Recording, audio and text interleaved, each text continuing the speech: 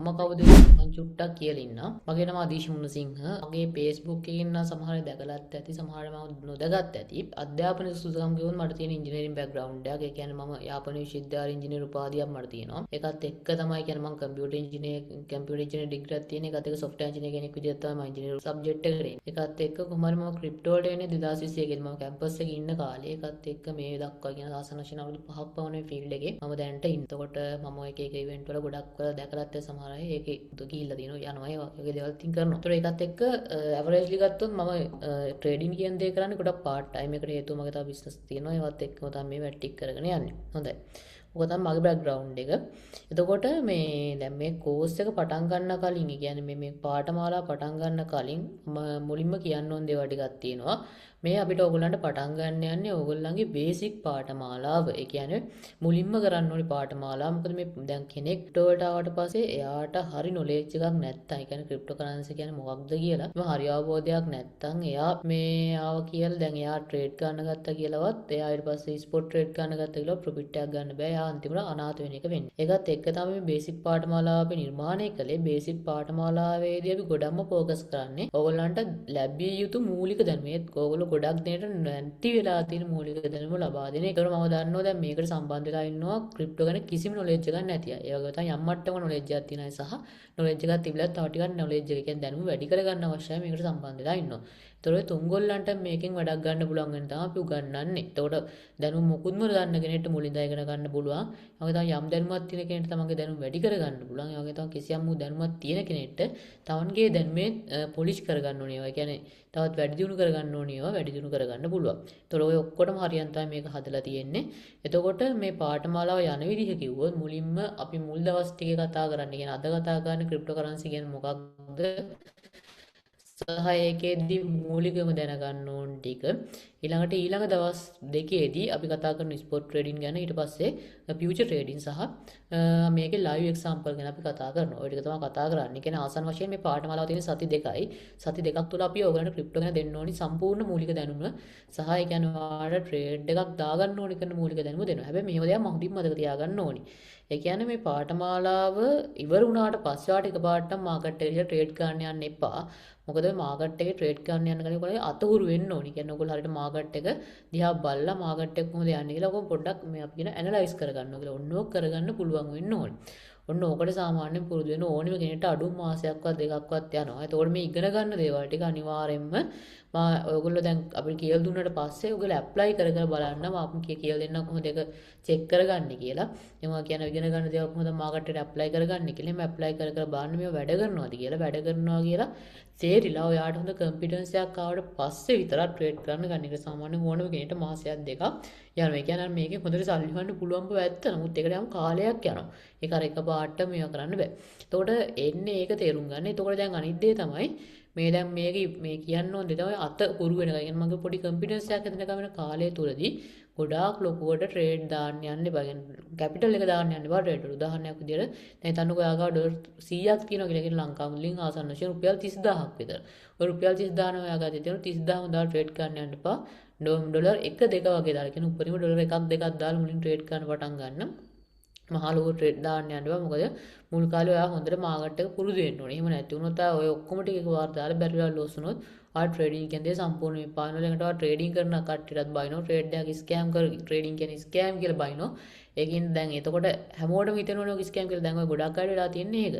දැන් Facebook එකක දකින්න ඇති ගොඩක් අය ට්‍රේඩින් කියන්නේ ස්කෑම් එකක් කියලා බයිනෝ. මොකද මේ ඔකට වෙලා තියෙන ප්‍රධානම දේ ගොඩක් අය පොඩ්ඩක් ඉගෙන ගත්ත ගමන් තමන්ගේ අතේ තියෙන සේසත්ම දාලා ට්‍රේඩ් ගන්න යනවා. අන්තිමට තිබ්බ ටිකක් නැති වෙනවා. ඔන්න ඕක හින්දා හොඳින්ම තේරුම් ගන්න ඕනි දේ තමයි ඔයා මේක දැන් මේ අපි ඉගන්නව ඉවර වුණාට පස්සේ ශනිකවම ගිහිල්ලා මේ තාතේ තියෙන ඔක්කොම ටික දාලා ට්‍රේඩ් ගන්න බෑ. එහෙම කරන්නත් එපා.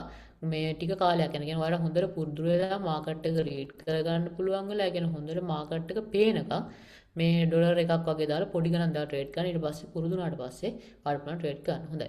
මම දැන් මම පොඩි මේකක් කිව්වා අපේ කෝස් එක යන විදිහ ගැන. ඊළඟ දේ තමයි ඔයගොල්ලන්ට මොකක් හරි ප්‍රශ්නයක් තියෙනවා නම් මේ වීඩියෝ එක අතරතුරම ඔයගොල්ලන්ට අහන්න පුළුවන්. මේ ගැන මොකක්ද ඔයාලට තේරෙන්නේ නැති තැන කියලා. මොකද මම ගොඩාක් සරලව කියලා දෙන මේ ටික. මොකද මොකවත්ම දන්නත් ඉන්න හින්දා. හොඳයි. දැන් අපි ඉස්සෙල්ලා පාඩමට යමු. හරිද? දැන් මම හිතනවා මගේ ස්ක්‍රීන් එක පේනවා කියලා. හරිද? හොඳයි. දැන් අපි කතා කරන්න යන්නේ ක්‍රිප්ටෝකරන්සි ගැන. හරිද? දැන් මෙහෙමයි. ක්‍රිප්ටෝකරන්සි ගැන කතා කරන්න කලින් අපි ඉස්සෙල්ලම පොඩ්ඩක් තේරුම් ගන්න ඕනි මේ ක්‍රිප්ටෝකරන්සි දක්වා ලෝකය කොහොමද ආවේ කියන එක. ඒ කියන්නේ දැන් ඔය බුදුදහමේ කියනවනේ පටිච්ච සමුප්පාදය ගැන. පටිච්ච සමුප්පාදය ගැන කියද්දි කියනවා හේතුවක් නැතුව ඵලයක් නැහැ කියලා. ඒ වගේ තමයි මේකත්. ඒ කියන්නේ මේ ලෝකේ තියෙන කිසිම දෙයක් හේතුවක් නැතිව ඇති වෙන්නේ නැහැ. ඒතකොට ක්‍රිප්ටෝකරන්සි කියන දේත් එහෙමයි. ඒක ඇති වෙලා තියෙන්නේ දීර්ඝ කාලයක් ලෝකේ ආපු යම්කිසි කතාවක එක ප්‍රතිඵලයක් විදිහට. ඒතකොට කතාව මොකක්ද කියන එක අපි තේරුම් ගන්න ඕනි. මේකේ ප්‍රතිඵලය වෙන ක්‍රිප්ටෝකරන්සි එක ආවේ කොහොමද කියන්න ගන්න. ඒකින්ද මම ඔයාලට පොඩ්ඩක් කියන්නම් මේ මුදල පරිණාමය වෙලා කොහොමද ක්‍රිප්ටෝකරන්සි ආවේ කියන එක. මේ කතාව දැනගන්න එක වැදගත් ඔයගොල්ලන්ට මේ ක්‍රිප්ටෝකරන්සි කියන්නේ මොකක්ද කියන ඇත්තටම තේරුම් ගන්න. හොඳයි. ඔය ක්‍රිප්ටෝකරන්සි ගැන කතාව පටන් ගන්න ගොඩාක් ඈත කාලේ. ඒ තමයි මේ මිනිස්සු මේ ගුහාස්විත හිටපු කාලේ. කියන්නේ මේ ගුහාවල හිටියේ ලංකාවේ නම් බලංගොඩ මානවය වගේ කට්ටියට එන්නේ වගේ කාලෙන් තමයි මේ ක්‍රිප්ටෝකරන්සි වල ආරම්භයට එන කතාව පටන් ගන්න. ඒ මොකද්ද? ඒ කියන්නේ මේ ගෘහාශ්‍රිත කියන්නේ මේ මිනිස්සු ගුහාවල ඉන්න කාලේ මිනිස්සු හොයාගන්න හොඳ අපූර්ව නිර්මාණයක්. ඒක අපි හඳුන්වනවා ගින්දර කියලා. මේ ගින්දර හොයාගත්තට පස්සේ මිනිස්සු මොකද වෙන්නේ? මිනිස්සු ටික ටික ව්‍යාප්ත වෙන්න ගත්තා. දැන් මේ ලෝකේ පුරා මිනිස්සු ව්‍යාප්ත වෙන්න ගත්තට පස්සේ මිනිස්සු තේරුම් ගත්තා Taman ඉන්න ප්‍රදේශවලට වඩා අනිත් ප්‍රදේශ දැන් හිතන්නකෝ දැන් අපි වුණා දැන් අද වුණා දැන් අපි එක එක තැන් වල ඉන්නේ දැන් කෙනෙක් ඉන්නවා කොළඹ තව කෙනෙක් ඉන්නවා පුත්තලමේ තව කෙනෙක් මහනුවර ඔහොම එක එක තැන් වල පදිංචි වෙලා ඉන්නේ ඔන්න ඔය විදිහට ගින්දර හොයාගෙන මිනිස්සුන්ට ආරක්ෂාව සලස ගන්න පුළුවන් වුණාට පස්සේ මිනිස්සු එක එක පැති වලට ව්‍යාප්ත වෙන්න උනා ওই ව්‍යාප්ත වුණාට පස්සේ එක එක පැති වල එක එක වර්ගේ බඩු තිබ්බා දැන් උදාහරණයක් විදිහට සමහර පැති වල මුව මස් වගේ තිබ්බා සමහර පැති වල බෙල්ලෝ හිටියා සමහර පැති වල ඊප්පෝ හිටියා ඔහොම එක එක වර්ගේ ආහාර තිබ්බා දැන් මේවත් එක්ක මිනිස්සු තේරුම් ගත්තා Tamanට ඕනි ආහාර වෙන වෙන පැති වල තියෙනවා ඒතර මිනිස්සු කල්පනා කොහොමද අපි මේ Tamanට අපිට ඕනි ආහාර ටික තව අනිත් පැත්තෙන් ගන්නෙ දැන් කෝක ලබා ගන්න ක්‍රම දෙකක් තියෙනවා එක්කෝ තව කෙනෙක් එක සටන් කරලා ගන්න පුළුවන් එහෙම නැත්නම් කොහොමද එහෙම නම් එයාත් එක්ක සුහදව කතා බහ කරලා ගන්න පුළුවන් දැන් මේ සුහදව කතා බහ කරලා ගන්න නම් එයාට වටින දෙයක් දෙන්න වෙනවා ඔන්න ඕකෙදි මිනිස්සු මොකද කරන්නේ මිනිස්සු කරේ Taman ගාව තියෙන මොකක් හරි වටින දෙයක් දීලා Tamanට ඕනි දේ ගත්තා ඕක තමයි ඇත්තටම ලෝකයේ වෙළඳාමේ ආරම්භය. වෙළඳාම කියන්නේ මොකද? අපි දන්න මිලදී ගැනීම සහ විකිණීම. කියන්නේ මේ මුදල පටන් ගත්ත තැන තමයි ඔන්න ඔය මේ මිනිස්සු භාණ්ඩ හුමාරු කරන්න ගත්ත කාලේ අපි ඔක් කියන භාණ්ඩ හුමාරුගේ කියලා. දැන් ඔන්න මිනිස්සු භාණ්ඩ හුමාරු කරගෙන ඉන්නවා. හැබැයි මිනිස්සුන්ට මෙතනදී ප්‍රශ්න කිහිපයක් එන්න ගත්තා. ඒ මොනවද? එකක් තමයි මිනිස්සුන්ට තේරෙන්න ගත්ත දැන් මේ භාණ්ඩ හුමාරු කරද්දී Tamanට අවශ්‍ය දේ ලබා ගන්න දෙන්න ඕනේ හරිම භාණ්ඩ ප්‍රමාණය තෝරගන්න හරි අමාරුයි. ඇයි දැන් හිතන්නකෝ මූමස් ඕනේ කෙනෙක් දෙනවා අනිත් කෙනාට සිප්පි කටු වලින් බෙල්ලන්ගේ. ඒකට එයාට කොච්චර බෙල්ල ප්‍රමාණයක් දෙන්න ඕනේ? ඒක හරියට අදහසක් නෑනේ. දැන් මේක ගොඩක් ප්‍රශ්නයක් වෙන්න ගත්තා මේ ගනුදෙනු ටික කියන්නේ මේ වෙලඳාම ටික ටික ව්‍යාප්ත වෙන්න ගත්තා. මිනිස්සුන්ට අපි මොකද මේකට කරන්නේ කියලා. ඔන්න ඕකෙදි මිනිස්සු කල්පනා කරා අපිට බැරිද මේ අපි හෝමාරු කරන භාණ්ඩවල වටිනාකම මොකක් හරි විදිහකට හොයාගන්න. ඒ කියන්නේ හරි විදිහකට ගණන් කරගන්න. දැන් හිතන්න කවුරු කෙනෙක් මුවෙක් හෝමාරු කරනවා. එතකොට මේ මුවාගේ වටිනාකම හරියට අපිට මේ හොයාගන්න පුළුවන්ද? ඔන්න ඔතනදී මිනිස්සුන්ට තේරුම් ගත්තා හරි. එහෙනම් අපිට මේ මුවා වෙන්න පුළුවන්. ඊට පස්සේ මුව මස් වෙන්න පුළුවන්, බෙල්ල වෙන්න පුළුවන් මේ මොනවා හරි. මේ වගේ වටිනාකම හරිම විදිහට කියන්න පුළුවන් මොකක් හරි දෙයක් අවශ්‍ය. අපි දෙයක් කියනකොට මාධ්‍යයක් කියලා හඳුන්වනවා. ඔන්න මාධ්‍ය ගැන හිතන තැන තමයි මිනිස්සු මොකද්ද මුලින්ම මුදල කියන දේ ගැන අදහස් එන්නේ. ඔන්න මාධ්‍ය අපි හඳුන්වනවා. එතකොට මුදල කියලා. එතකොට මුදල් විදිහට මුල් කාලේ කියන්නේ මේ ගෘහාශ්‍රිතව ඉන්න කාලේ මිනිස්සු ගාවේ ලකුවට මොකුත් තිබ්බේ නෑනේ. මිනිස්සු පාවිච්චි කරේ සීප්පි කටු වගේ දේවල්. දැන් බලංගොඩ මානවයාගේ ගුහා ටික කැණීම් කරලා ඊට පස්සේ එක එක රටවල් වල තියෙන ගුහා කැණීම් කරද්දී ඔය පොදු හෝමාරු මාධ්‍යට භාවිත කරමු මේ සීප්පි කටු වගේ ප්‍රාථමික දේවල් ගොඩක් හම්බ වෙනවා. එතකොට මිනිස්සු මුල් කාලේ මුදල් විදිහට පාවිච්චි කරන සිප්පි කටු වගේ දේවල්. නමුත් මේ සිප්පි කටු වල පොඩි ගැටලු තිබ්බා. එකක් තමයි හැවි සිප්පි කටු වගේ ඒවා එක හා සමාන නෑනේ. අනිත් එක සමහර පැතිවල තියෙන සිප්පි කටු තව පැතිවල නෑ. ඒකත් එක්ක මිනිස්සු තේරුම් ගත්තා මේ සිප්පි කටු වගේ දේවල් හරියන්නේ නෑ. මේකට ඒ කියන්නේ හැම පැත්තෙම තියෙන ටිකක් අර පොදු දෙයක් ඕනි කියලා. ඔන්න ඔය කාලයේදී මිනිස්සු තව දෙයක් හොයාගෙන තිබ්බේ මොකද්ද? ඒ තමයි ලෝහ. කියන්නේ මේ මිනිස්සුන්ගේ රත්තරන් රිදී වගේ දේවල් ටිකක් ඔය මේ අපි කියනවා උඩ තියෙන. ඒ කියන්නේ පොළොව උඩ තියෙන ලෝහ. ඕව සාමාන්‍යයෙන් අර මේ කියන්නේ අර උඩ එහෙම තියෙනවනේ. ඒකෙන් මිනිස්සු ඒක රත්තරන් රිදී වගේ දේවල් චුට්ට හොයාගෙන මින් තිබ්බේ. ඔකත් එක්ක මිනිස්සු තේරුම් ගත්තා හරි. දැන් මේ සිප්පි කටු වගේ දේවල් නේ තියෙන්නේ නැත්තේ. අපිට බැයිද මේ අපි හොයාගත්ත ලෝහ වලින් මුදලක් නිර්මාණය කරන්න කියලා. ඔන්න ඔය සිතුවිලි ඉස්සරහට යන එකේ ප්‍රතිඵලයක් විදිහට ක්‍රිස්තු පූර්ව 1200 විතර. ඒ කියන්නේ අදින් වසර 3200කට විතර කලින් මිනිස්සු මොකද්ද? මුදල් කාසි. එහෙම නැත්නම් අපි කියනවා කාසි කියන්නේ. ඔය කාසි හොයා ගන්නවා. මුල් කාලේ කාසි කියන්නේ බොහෝම සරල දෙයක්. ඒ කියන්නේ එහෙම ගොඩාක් ඒ කියන්නේ අර අපි කියනවා සංකීර්ණ දේවල් නෙවෙයි බොහොම සරල විදිහට තිබ්බ දෙයක් තමයි මුල් කාලේ කාසි කියන්නේ. ඒතර කාසිය ඔන්න හොයාගෙන මිනිස්සු මොකද්ද කළේ? ඔන්න ඔය කාසි පාවිච්චි කරලා ඔන්න දැන් ඒගොල්ලන්ගේ වෙළඳාම් කටයුතු කරගන්නවා. ඒ කියන්නේ එකිනෙකා සමග භාණ්ඩ මාරු කරගන්නවා, මිලදී ගන්න ඕනේ, මිලදී ගන්නවා. මෙහෙම ගොඩක් දේවල් කරනවා කොහොමද? මේ කාසි පාවිච්චි කරලා. නමුත් මේ කාසි වලත් අවුල් ටිකක් තිබ්බා. ඒ මොනවද? මේ කාසි වගේ දෙයක් ප්‍රවාහණය කරන්න ඕනි තැනකින් තැනකට. මොකද කාසි ගෙනියන්න බෑනේ. මේ දැන් කාසිකින්ද යම් බරක් තියෙන. එතකොට මොකක් හරි ගනුදෙනුවක් කරද්දී එක තැනකින් ඉඳන් තවත් තැනකට අපිට මේ කාසි ටික ගෙනියන්න වෙනවා. ඒකට යම්කිසි පිරිසක් අවශ්‍යයි. ඊළඟට මේ දැන් ඔය කාසි ගෙනියනවා කියලා දැක්කම ඕන කාලෙක ඔය හොරු වගේ කට්ටිය ඉන්නවනේ. ඒතකොට මේගොල්ලෝ මේකට පහර දෙනවා. ඒතකොට මේ ටික රැක ගන්න ඕනේ. ඒතකොට මේක ආරක්ෂා කරන්නත් පිරිසක් අවශ්‍යයි. දැන් මොකද දැන් තේරෙනවා ඇති මේකෙන් ගනුදෙනු කරන එක ලේසි වුණාට ඒකත් එක්ක දැන් ওই තව ප්‍රශ්න ටිකක් ඇවිල්ලා තියෙනවා. එහෙනම් දැන් මේ ප්‍රශ්න ටික විසඳ ගන්න ඕනි. ඔන්න ඕක හිත ඉඳිදි මිනිසුන්ට තේරෙන්න ගත්තා අපිට බැයිද මේ කාසි ගෙන්ද ටිකක් සරල කරන්න. ඒ කියන්නේ මේ අර මේ එක එක තැන් වල මේ බර ඔය විදිහට ගෙනියන එක නැතුව නිකන් මේක ටිකක් සරල කරන්න බැයිද කියලා හිතා හිටියා. ඔන්න ඕකට විසඳුම ගේනවා අපිට ආසන්නම රාජ්‍යයෙන් චීනෙ. චීනය කියන්නේ මේ කාලයේදී සේදමාවතේ තිබ්බ රටක්. සේදමාවත කියන්නේ අතීත ලෝකයේ ගත්තොත් වර්තමාන ලෝකයේ ගත්තත් ලෝකේ හොඳම වෙළඳාමක් සිදු වෙන මාර්ගයක්. ඒතකොට මේ චීනය හරහා කාසි එනවා. ඒතකොට චීනයට ගොඩාක් වෙළඳාමක් තිබ්බා. චීන මේ කාලේදී කඩදාසියම හොයාගෙන තිබ්බා. ඒතකොට චීනය කල්පනා කළා අපිට බැයිද අපි හදාගත්ත කාසි කියන එක මේ කඩදාසි වලින් මේ අපි කියන රීප්ලේස් කරන්න. එහෙම නැත්නම් මේක මේක වෙනුවට පාවිච්චි ගන්න කියලා. ඔන්න ඔතන තමයි ඇත්තම මොකද මුදල් නෝට්ටු වල බිහිවීම වෙන්නේ. ඒතකොට ක්‍රිස්තු වර්ෂ 618 දී කියන්නේ අදින් වසර 1400කට විතර කලින් මොකද්ද මෙන්න මුදල් නෝට්ටුව කියන එක බිහි වෙනවා චීනේ. ඒතරක මුල් කාලේ බොහොම සරලව තමයි බිහි වෙන්නේ. සරලව බිහි වුණාට පස්සේ ඕකේ හොර මුදල් නෝට්ටු අච්චු ගන්න ගන්නවා. හොර මුදල් නෝට්ටු අච්චු ගාද්දි චීනේ හරි දැන් ලෝකෙ හැමෝම කල්පනා කරන මේක හරියන්නේ නැහැ කියලා ඒකට ආරක්ෂණ ක්‍රමයකට එකතු කරන එක. ඒක දැන් ඔය දැන් වර්තමාන මුදල් නෝට්ටුවක් තියෙන අර එක මේ දැන් තියෙනවා මේ සලකුණු වගේ තියෙන ඊළඟට පටි වගේ ඒවා තියෙනවා. ඔය වගේ තියෙන දොර ආරක්ෂාවට. ඔන්න දැන් ආරක්ෂා ක්‍රමයක් එන්න ගත්තා. ඔන්න දැන් මුදල් නෝට්ටු ටික ව්‍යාප්ත වෙනවා. මෙන්න මේ කාලෙ වෙද්දි ලෝකෙට එන්න ගන්න අපූර්ව මේ වගේ මොකද අන්තර්ජාලය. අන්තර්ජාලය ඇත්තටම ආරම්භ වෙන්නේ ඇමරිකාවේ තිබ්බ හමුදාවේ ප්‍රොජෙක්ට් එකක් විදිහට. ඒ කියන්නේ මුල් කාලේ ඔක ආෆනෙට් කියලා තමයි හැදින්නුවේ. දැන් ඔහොම ටික ඉස්සරහට යද්දී අන්තර්ජාලය ලෝක පුරා ව්‍යාප්ත වෙන්න ගත්තා. ලෝක පුරා ව්‍යාප්ත වෙන ගන්නවත් එක මොකද උනේ? ලෝකෙම එකිනෙක සමග සම්බන්ධ වෙන්න ගත්තා. අපි කියනවා මේක විශ්ව ගම්මානයක් වුණා කියලා. දැන් විශ්ව ගම්මානයක් වෙන්න ගත්තට පස්සේ ලෝකේ රටවල් කල්පනා කරා මේ අපි මුදල් නෝට්ටු වලින් කරන ගනුදෙනු අපිට බැයිද මීට වඩා සරල කරන්න. මේ අන්තර්ජාලය හරහා කරන්න කියලා. ඔන්න ඔය සිතුවිලි ඉස්සරහට යනවත් එක්ක මොකද්ද බිහි වුනේ? ඕක ඉස්සරහට යනවත් එක්ක බිහි වෙනවා ඉලෙක්ට්‍රොනික මනි. එහෙම නැත්නම් විද්‍යුත් මුදල් කියන දේ. කියන්නේ මෙතන මොකද්ද මේගොල්ලෝ කරේ? මේගොල්ලෝ කරේ අර මේගොල්ලෝ ගාව තිබ්බ මුදල් නෝට්ටු ටික මේ අන්තර්ජාලයට එකතු කරනවා. ඒ කියන්නේ අර මෙච්චර දවසක් අපිට අල්ලන්න පුළුවන් විදිය තිබ්බනේ මුදල් නෝට්ටු. දැන් කාසි ගත්තා මුදල් නෝට්ටු ගත්තා අපිට අල්ලන්න පුළුවන්. අපි කියන ස්පර්ශීයයි කියලා. නමුත් දැන් මේගොල්ලෝ මේක අන්තර්ජාලයට එකතු කරනවත් එක්ක මොකද මේ මුදල් අස්පර්ශීය අපිට ඒක අල්ලන්න බෑ. නමුත් ඒක මුදල් නෝට්ටු වන අන්තර්ජාලය තුළ එකතු කරලා තියෙනවා. දැන් ඔය ඉලෙක්ට්‍රොනික මනි කියන එක හින්දා තමයි ඕගොල්ලන්ට අද වෙද්දි බැංක් කාඩ් වලින් එහෙම ගනුදෙනු කරන්න පුළුවන්. දැන් ඕගොල්ලන්ට බැංකු කාඩ් එකෙන් ගනුදෙනු කරද්දී ඕගොල්ලෝ දකින්න ඇති කිසිම ප්‍රශ්නයක් නැතුව ගනුදෙනු ටික කරන්න පුළුවන්. කියන්නේ බැංකු කාඩ් එක දීලා එක පේමන්ට් කරන්න පුළුවන්. ඊළඟට ඒකෙන් සල්ලි ගන්න පුළුවන්. ඔය ඔක්කොම පහසුකම් සැලසෙනවා ඉලෙක්ට්‍රොනික මනි විදිහට. වෙනද විද්‍යුත් මුදල් විදිහට අපේ තිබෙ මුදල් පරිවර්තනය කරපු නිසා. ඔක වෙන්නේ ක්‍රිස්තු වර්ෂ 1861 විතර. කියන්නේ සාමාන්‍යයෙන් අවුරුදු 200කට විතර කලින් තමයි කතාව සිද්ධ වෙන්නේ. 200කුත් නෑ බොහොම පොඩි කාලයක්. ඔන්න ඔය දෙතවන ඉලෙක්ට්‍රොනික මනි කියන එක බිහි වෙනවා. හොඳයි. දැන් ඔන්න ටික ඉස්සරහට යද්දි මිනිස්සුන්ට පොඩි ප්‍රශ්න ටිකක් එන්න ගත්තා.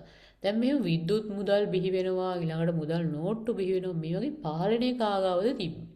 මේ වගේ පාලනය තිබ්බේ අදාළ රටවල් වල රජයන් ගාව. ඒකට අදාළ රටවල රජයන් සහ මහ බැංකු ගාව පාලනය තියෙද්දි මිනිස්සුන්ට තේරුම් ගත්තා මේ මුදලේ වටිනාකම. ඒ කියන්නේ මේ මුදල් ඒකකයේ තියෙන වටිනාකම. දැන් අතෝ ලංකාවේ රුපියල් වලත් වටිනාකමක් තියෙනවා ලංකා මුදල් ඒකකේ. දැන් ලංකාවේ මේ මුදල් ඒකකයේ තියෙන වටිනාකම ඕගලන්ට බලන්න පුළුවන් ඇමරිකානු ඩොලරයට සාපේක්ෂව. දැන් දකින්න ඇති මේ විදිහ ඇමරිකානු ඩොලරයට සාපේක්ෂව ලංකා රුපියල වටිනාකම කීයද? 310ක් වගේ තමයි වෙන්නේ. 300 ඇමරිකානු ඩොලරයක 310ක් වගේ වෙනවා. එතකොට ඕක දැන් අර අපේ වසරේ 2022කට වගේ කලින් ඕක ටිකක් අඩු වගේක තිබ්බේ. ඒතකොට තේරෙනවා ඉතින් රජයන්ගේ තීරණ අවුල් වෙන ලංකාවේ දැන් මේ මුල් ප්‍රතිපත්ති වල තීරණ අවුල් වුණානේ. ඒකින් තමයි ඔක වැඩි උනේ. රජයන්ගේ තීරණ අවුල් වෙනකොට මේ මුදලේ තියෙන වටිනාකම අඩු වෙනවා. මිනිස්සු කල්පනා කරා මේ මුදලේ පාලනය තියෙන රජයන්ට. ඒතර මේ රජය සහ මහ බැංකුව ගනු ලබන තීරණ, ඒ කියන්නේ ඒගොල්ලෝ ගන්න තීරණ උඩ තමයි මේ අපි පාවිච්චි කරන මුදල් වල වටිනාකම තීරණය වෙන්නේ. මිනිස්සු කල්පනා කරා මේක හොඳ දෙයක්ද? මේක අවුල් නේද? ඒ කියන්නේ අපේ මුදල් වල වටිනාකම රජය අවුල් තීරණයක් ගත්තොත් අඩු වෙනවා. හොඳ තීරණයක් ගත්තොත් වැඩි වෙනවා. ඒක අවුලක් නෑ. නමුත් අවුල් තීරණ ගන්න අපි අසරණ වෙනවා. ඒ කියන්නේ අපේ මුදලේ වටිනාකම අඩු වෙනවා. ඒකට අපිට ඒකෙන් මිලදී ගන්න පුළුවන් භාණ්ඩ හා සේවා ප්‍රමාණය අඩු වෙනවා. මිනිස්සු කල්පනා කරා මේකට විසඳුමක් නැද්ද? මිනිස්සු කල්පනා කරා අපිට බැයිද මේ රාජ්‍ය සහ මහ බැංකුව වලින් වෙන් වෙලා අපිම පාලනය කරන මුදල් එකක් හදාගන්න කියලා. ඔන්න දැන් අලුත් අදහසක් මිනිසුන්ට ඇවිල්ලා තියෙනවා. නමුත් මේක මුල් කාලේම ලොකු පිරිසක් දක්වපු අදහසක් නෙවෙයි. බොහොම සුළු පිරිසක් තමයි මුල් කාලේ මේ අදහස ගැන හිටියේ.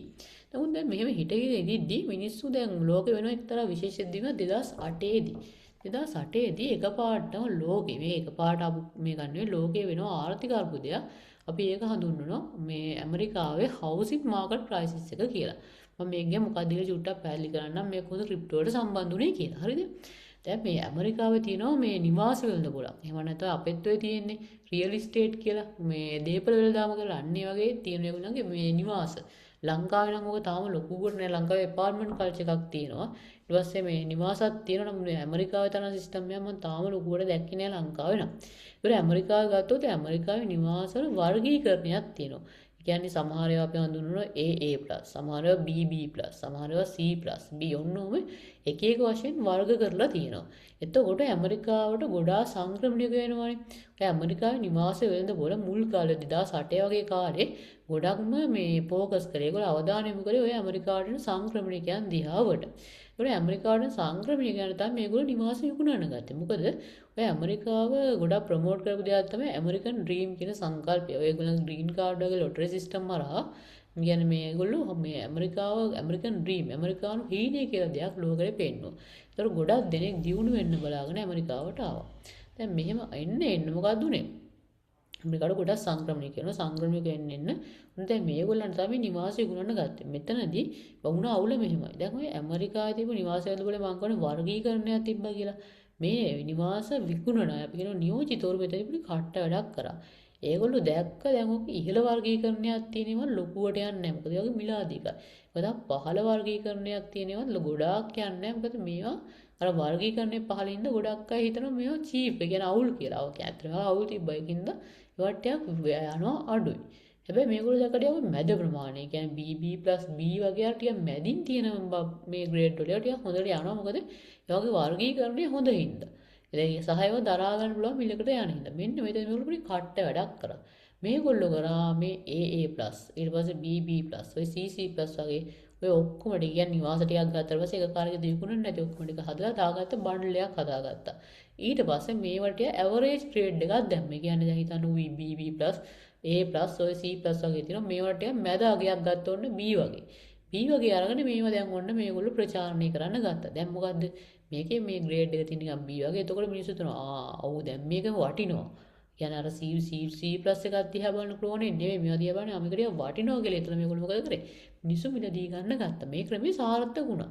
නමුත් මේකේ අවුලක් තිබ්බා. දැන් මේකේදී වාට A+, A- වගේ ටිකක් අර උඩ තියෙන හොඳ ශ්‍රේණියක නිවාසයක් හම්බුනොත් අවුලක් නැහැ. නමුත් හිතන්නකෝ B ග්‍රේඩ් එකට වඩා CC+ වගේ නිවාසයක් හම්බුනොත් ඔයා ගෙවන වටිනාකමට සාපේක්ෂව ඔයාලට මොකද්ද? අදාළ වටිනාකම ලැබෙන්නේ නැහැ. මේක මුල් කාලේ හොඳට ගියාන. මේගොල්ලෝ ගොඩක් තමයි මම කියවනේ මේගොල්ලෝ ගොඩක් මේ බැලුවෙත් සංක්‍රමණික දිහා සංක්‍රමිකයන්ට ඇත්තටම ඔය නිවාසවල තියෙන වර්ගීකරණ ගැන එහෙම ලොකු අවබෝධයක් තිබෙන්නේ නැහැ. ඒතර මේගොල්ලෝ ඔහේ යෝක මිලදී ගත්තා. මිලදී අරගෙන ගිහිල්ලා මේගොල්ලන්ට ඔන්න එක තැනක තියෙනවා අපි මේ මිලදී ගත් නිවාස වටින්නේ නැහැ කියලා. මේගොල්ලෝ මොකද්ද කරේ? මේගොල්ලෝ ගෙවන එක පැහැර හැරියා. ඒ කියන්නේ නිවාස දැන් ඇමරිකාව වගේ තියෙන්නේ මේ අපි ලීස් කරන වාහන ලීස් කරන්නේ. ඒ වගේ ගෙවාගෙන යන්න තියෙන්නේ. ඔය අපි නිවාස ණය ගන්නවා වගේ තමයි. අපි කියන මෝටේජ් එකක් කියලා. දැන් මේව ගෙවාගෙන යන එක තමයි කරන්නේ. දැන් මේ වාරික වශයෙන් ගෙවන එක මේගොල්ලෝ පැහැර හරින්න ගත්තා. අනිත් ගොඩක් අය මේක දරා ගන්නත් බැරි වුණා.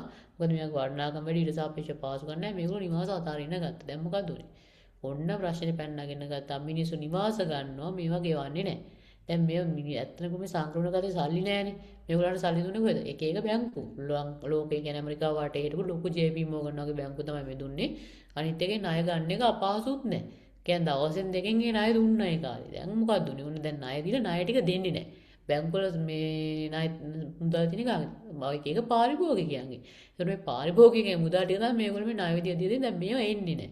ඔන්න දැන් මේක මුලින් ලොකු අවුලක් වුණේ නෑ. හැබැයි මේක එක්තරා තැනකදී ඔන්න පුපුරලා යනවා. ඒ කියන්නේ ණය එක්කෙනෙක් දෙන්නේ පැහැර හරිය කියලා ඒක බැංකුවට දැනෙන්නේ නැහැ.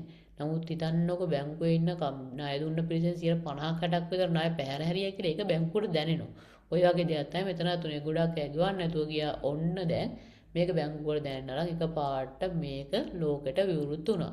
දැන් මොකද? දැන් ලෝකෙම දැනගත්තා මෙන්න කට්ටිය ගෙවල් වැඩි විදිහට විකුණලා තිනවා මිනිස්සු ගන්නෙ නැහැ. දැන් මොකද්ද උනේ? ඔන්න මේ මිනිස්සු බැංකුවලින් සල්ලි ගන්න ගත්තා මේකත් එක්ක ඇමරිකාවේ හවුසින් මාකට් එක කියන්නේ මේ නිවාස ඇතුලේ ලොකු කඩාවැටීමක් සිදු වුණා. මොකද මිනිස්සු දැක්කා මේකේ මේ වටිනා ගණන්වත් තමයි විකුණන්නේ කියලා.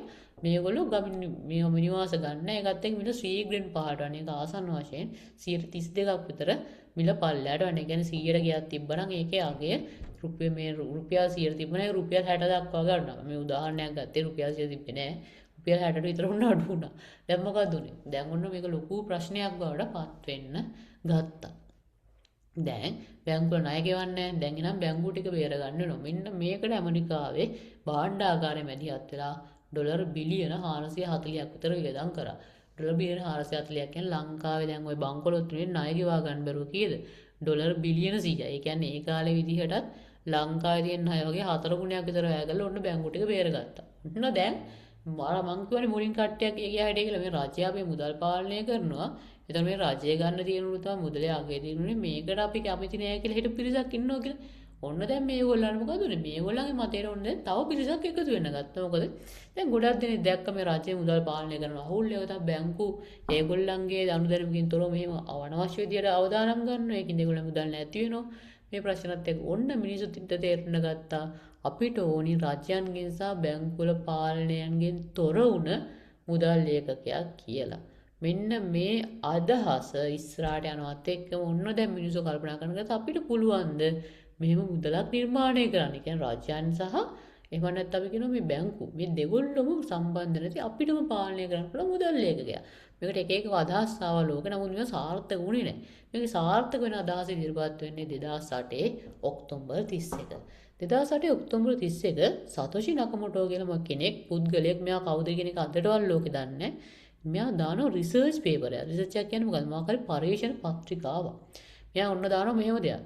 මේ දැන් මිනිස්සු කතා කර කර හිටිනේ අපිට පුළුවන් ද මේ මුදලේ පාලනය අපේ අතර ගන්න කියලා. ඔන්න එයා දානවා මම මෙච්චර දවසක් ඔය තිබ්බ මුදලේ පාලනය අපි අතර ගන්න ප්‍රශ්නේ විසඳුවා. ඔන්න මම අලුත් මුදල් ලේඛකයා නිර්මාණය කරා. ඒකේ පාලනය සම්පූර්ණයෙන්ම තියෙන්නේ අපි ගාව. මිනිස්සු ගාව තියෙන මිනිසුන්ට පාලනය කරන්න පුළුවන්. තවදුරටත් බැංකුව අවශ්‍ය නොවන මුදල් ලේඛකයා මම නිර්මාණය කරා කියලා ඔන්න සතෝෂි නකමොටෝ කියන කෙනෙක් රිසර්ච් පේපර් එකක් එළියට දානවා. මේක පිටු 12ක වගේ රිසර්ච් පේපර් එකක්. කැමති කෙනෙක්ට ඉන්ටර්නෙට් එකේ සර්ච් කරලා බලන්න පුළුවන්. හරි. ඔන්න දැන් රිසර්ච් පේපර් එකක් එළියට දාලා මෙයා මොකද ඔන්න BTC කියලා දෙයක් මේ එළියට දානවා කියන ඔන්න ඒ විදිහට අද මුදල් ලේඛක තමයි බිට්කොයින් කියන. හොඳයි. දැන් ඔන්න බිට්කොයින් කියන්නේ ලෝකෙට එළියට එනවත් එක්ක මෙන්න මේ විදිහට ඔක්තෝබර් 31 එනවත් එක්කම ලෝකයේ ශබ්දකෝෂයට කියන්නේ ලෝකයේ වචන මාලාවට අලුත් වචනයකුත් එකතු වෙනවා. මොකද්ද? ක්‍රිප්ටෝ කරන්සි. ඔය අද අපි කතා කරන ඒ කියන්නේ අපේ මේ පාඨමාලා පදනම් වෙලා තියෙන ක්‍රිප්ටෝ කරන්සි කියන වචනය ඔන්න ලෝකෙට එන්නේ 2008 ඔක්තෝබර් 31 මේ වෙන සිදුවීමත් එක්ක. මොකද ක්‍රිප්ටෝ කරන්සියක් කියන්නේ? මේක චුට්ටක් තේරුම් අරන් බලමු. මේ සතෝෂි නිර්මාණය කරපු බිට්කොයින් එකේ තියෙන වෙනස්කම් මොනවද කියලා. හරිද? දැන් මේ ක්‍රිප්ටෝ කරන්සියක් කියන්නේ මොකක්ද? ක්‍රිප්ටෝ කරන්සියක් කියන්නේ මෙහෙම දෙයක්.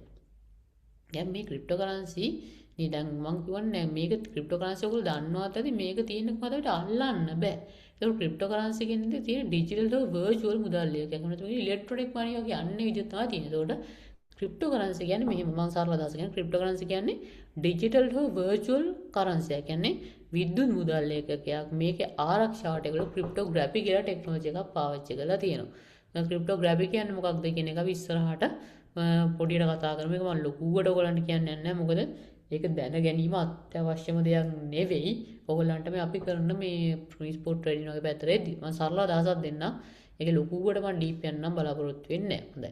එතකොට එනදී ක්‍රිප්ටෝ කරන්සි කියන්නේ සරලවම ඩිජිටල් හෝ වර්චුවල් මුදල්. ඒ කියන්නේ අපිට අල්ලන්න බැරි, අතින් අල්ලන්න බැරි මුදල් ඒකකයක්. ඒකේ ආරක්ෂාවට ක්‍රිප්ටෝග්‍රැෆි කියන දේ තියෙනවා. ඒතකොට ගත්තොත් අපි දන්න සාම්ප්‍රදායික මුදල් එක ගන්නකො ඇමරිකානු ඩොලරය, ඊළඟට ශ්‍රී ලංකා රුපියල, ඊළඟට ඉන්දියාව ගත්තොත් ඉන්දියානු රුපියල, ඕස්ට්‍රේලියානු ඩොලරය. ඔය හැම මුදල් එකකම අපිට අතින් අල්ලන්න පුළුවන්. දැන් ලංකා රුපියල ගත්තොත් මුදල් නෝට්ටු හරහා අපිට ඒක අල්ලන්න පුළුවන්. කියන්නේ ඒක ඉලෙක්ට්‍රොනික මනි විතර තිබ්බත් අල්ලන්න පුළුවන්. අන්න ඒ වගේ මේක අල්ලන්න බෑ. මේක සම්පූර්ණයෙන්ම තියෙන ඩිජිටල් කරන්සි එකක්. නැත්නම් අතින් අල්ලන්න බැරි මුදල් ඒකකයක් විදියට තමයි තියෙන්නේ. හොඳයි. උන්ට තේරෙනවා ක්‍රිප්ටෝ කරන්සි කියන්නේ නේද? මොකක්ද කියන දවසක් යන ක්‍රිප්ටෝ කරන්සි ගැන අපිට අතින් අල්ලන්න බැරි මුදල් ඒකකයක් කියන එක. හොඳයි. දැන් අපි කතා කරමු සතෝෂි කොහොමද රාජ්‍යයන් කියන්නේ ආණ්ඩුව කියන්නේ එක එක රටවල් වලට රාජ්‍යයන් සහ බැංකු ටික මග ඇරලා මේ ක්‍රිප්ටෝ කරන්සි එක මේ BTC නිර්මාණය කළේ කියලා. ඒවට රාජ්‍යයන් වෙනස් කරන එක රජය රීප්ලේස් කරලා ඒක මිනිස්සුන්ගේ අතට පාලන බලය ලබා ගන්න කොහොමද වැඩ කළේ කියන එක දැන් අපි කතා කරමු. හරිද? මේකෙදි මේ සතෝෂි හඳුන්වා දෙන මුලින්ම සංකල්පයක් අපි ඒක හඳුන්වන්නේ මොකද්ද? ඩිසෙන්ට්‍රලයිසේෂන් කියලා. මොකද්ද ඩිසෙන්ට්‍රලයිසේෂන් කියන්නේ? ටොප් රැකින්න.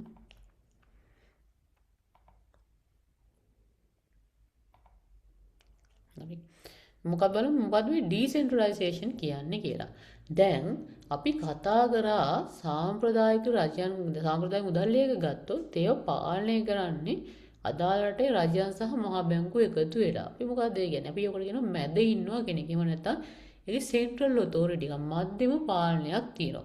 දැන් ගත්තොත් අපි ගත්තොත් ලංකා රුපියල ගත්තොත් ලංකා රුපියල පාලනය කරන ශ්‍රී ලංකා රජය සහ මහා බැංකුව. ඇමරිකානු එක්සත් ජනපද ඩොලරය ගත්තොත් ඒක පාලනය කරන ඇමරිකානු රජය සහ ඒකට අනුබද්ධව තියෙන ආයතන. ඒකට තේරෙනවා ඇති දැන් ඔය ඕනම රටක තියෙන අපි ගන්න මුදලයක් ගත්තොත් ඒක පාලනය කරන පාර්ශවයක් ඉන්නවා අදාළ රටේ රජය. එතකොට දැන් මේ ක්‍රිප්ටෝ කරන්සි වල නැත්නම් මේ BTC හේවත් බිට්කොයින් විහිවීමේ අරමුණ මොනේ මොකද්ද? මෙන්න මේ රාජ්‍යයන්ගේ සහ අදාළ මූල්‍ය ආයතන වල පාලනයෙන් වෙන් වුණ මුදල් ඒකක නිර්මාණය කරන එක. මෙන්න මේකට සතෝෂි හඳුන්වනවා දෙන ඩිසෙන්ට්‍රලයිසේෂන් කියලා සංකල්පයක්. ඒ කියන්නේ මොකද්ද?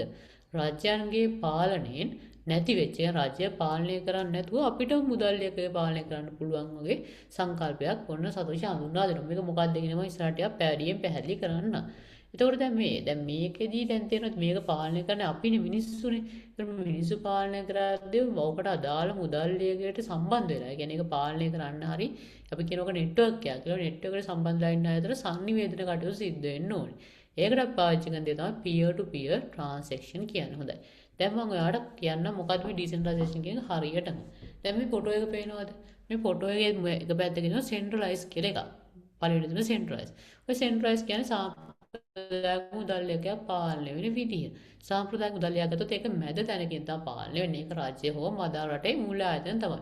ඒ වරහා තමයි ඒකට ඕනම මුදල් එකකයක් පාලනය වෙන්නේ. හරිද?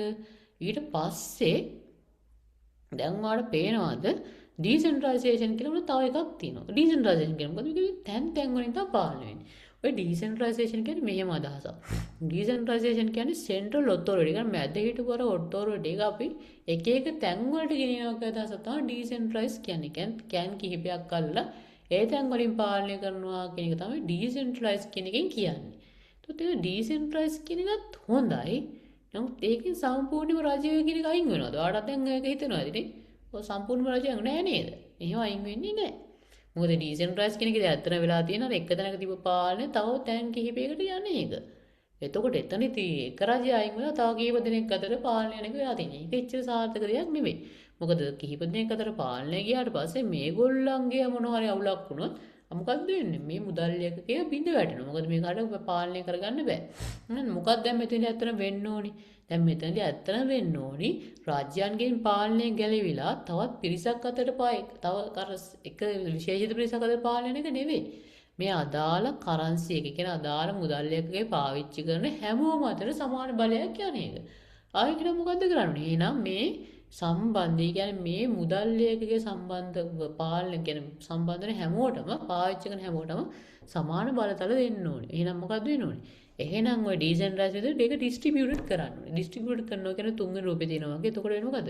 ඔය මේක ඩිස්ට්‍රිබියුට් කියන්නේ ඒක විසිරුණ නෙට්වර්ක් එකක්. ඒතකොට මේ ඩිස්ට්‍රිබියුටඩ් මේ ඩිසෙන්ට්‍රලයිස්ඩ් ඩිස්ට්‍රිබියුට් නෙට්වර්ක් එකට සම්බන්ධ වෙලා ඉන්න හැමෝටම සමාන පාලන බලතලයක් ලැබෙනවා. දැන් මොකද මේගොල්ලන්ට ඒතර ක්‍රිප්ටෝකරන්සි දැන් මේ BTC කෙනේ පාලනය කරන ඒ කියන්නේ මේ නෙට්වර්ක් සම්බන්ධ වෙන හැමෝටම සමාන බලයක් තියෙනවා. ඒතර මොකද්ද? අන්න ඒගොල්ලන්ට පුළුවන් තමන්ට ඕන තමන්ට කැමති විදිහට තමන්ගේ වැඩ කටයුතු කරන්න. එතකොට රජයන්ගේ පාලනයක් නැහැ. දැන් මොකද උනේ?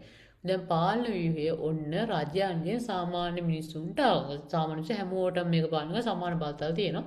ඒකට අද මේ නෙට්වර්ක් එකට සම්බන්ධ වුණොත් ආඩ මේක BTC කියන්නේ ඇත්තට ඕපන් සෝස් සොෆ්ට්වෙයාර් එකක්. ආඩ මේක ඩවුන්ලෝඩ් කරගන්නත් පුළුවන්. එහෙනම් සම්බන්ධ වුණොත් ආ නෝඩ් එකක් විදිහට මේ නෙට්වර්ක් එකට සම්බන්ධ වෙනවා. ඒකට ආඩත් සමාන බලතල හම්බ වෙනවා. ඔන්න දැන් මොකද වෙලා තියෙන්නේ?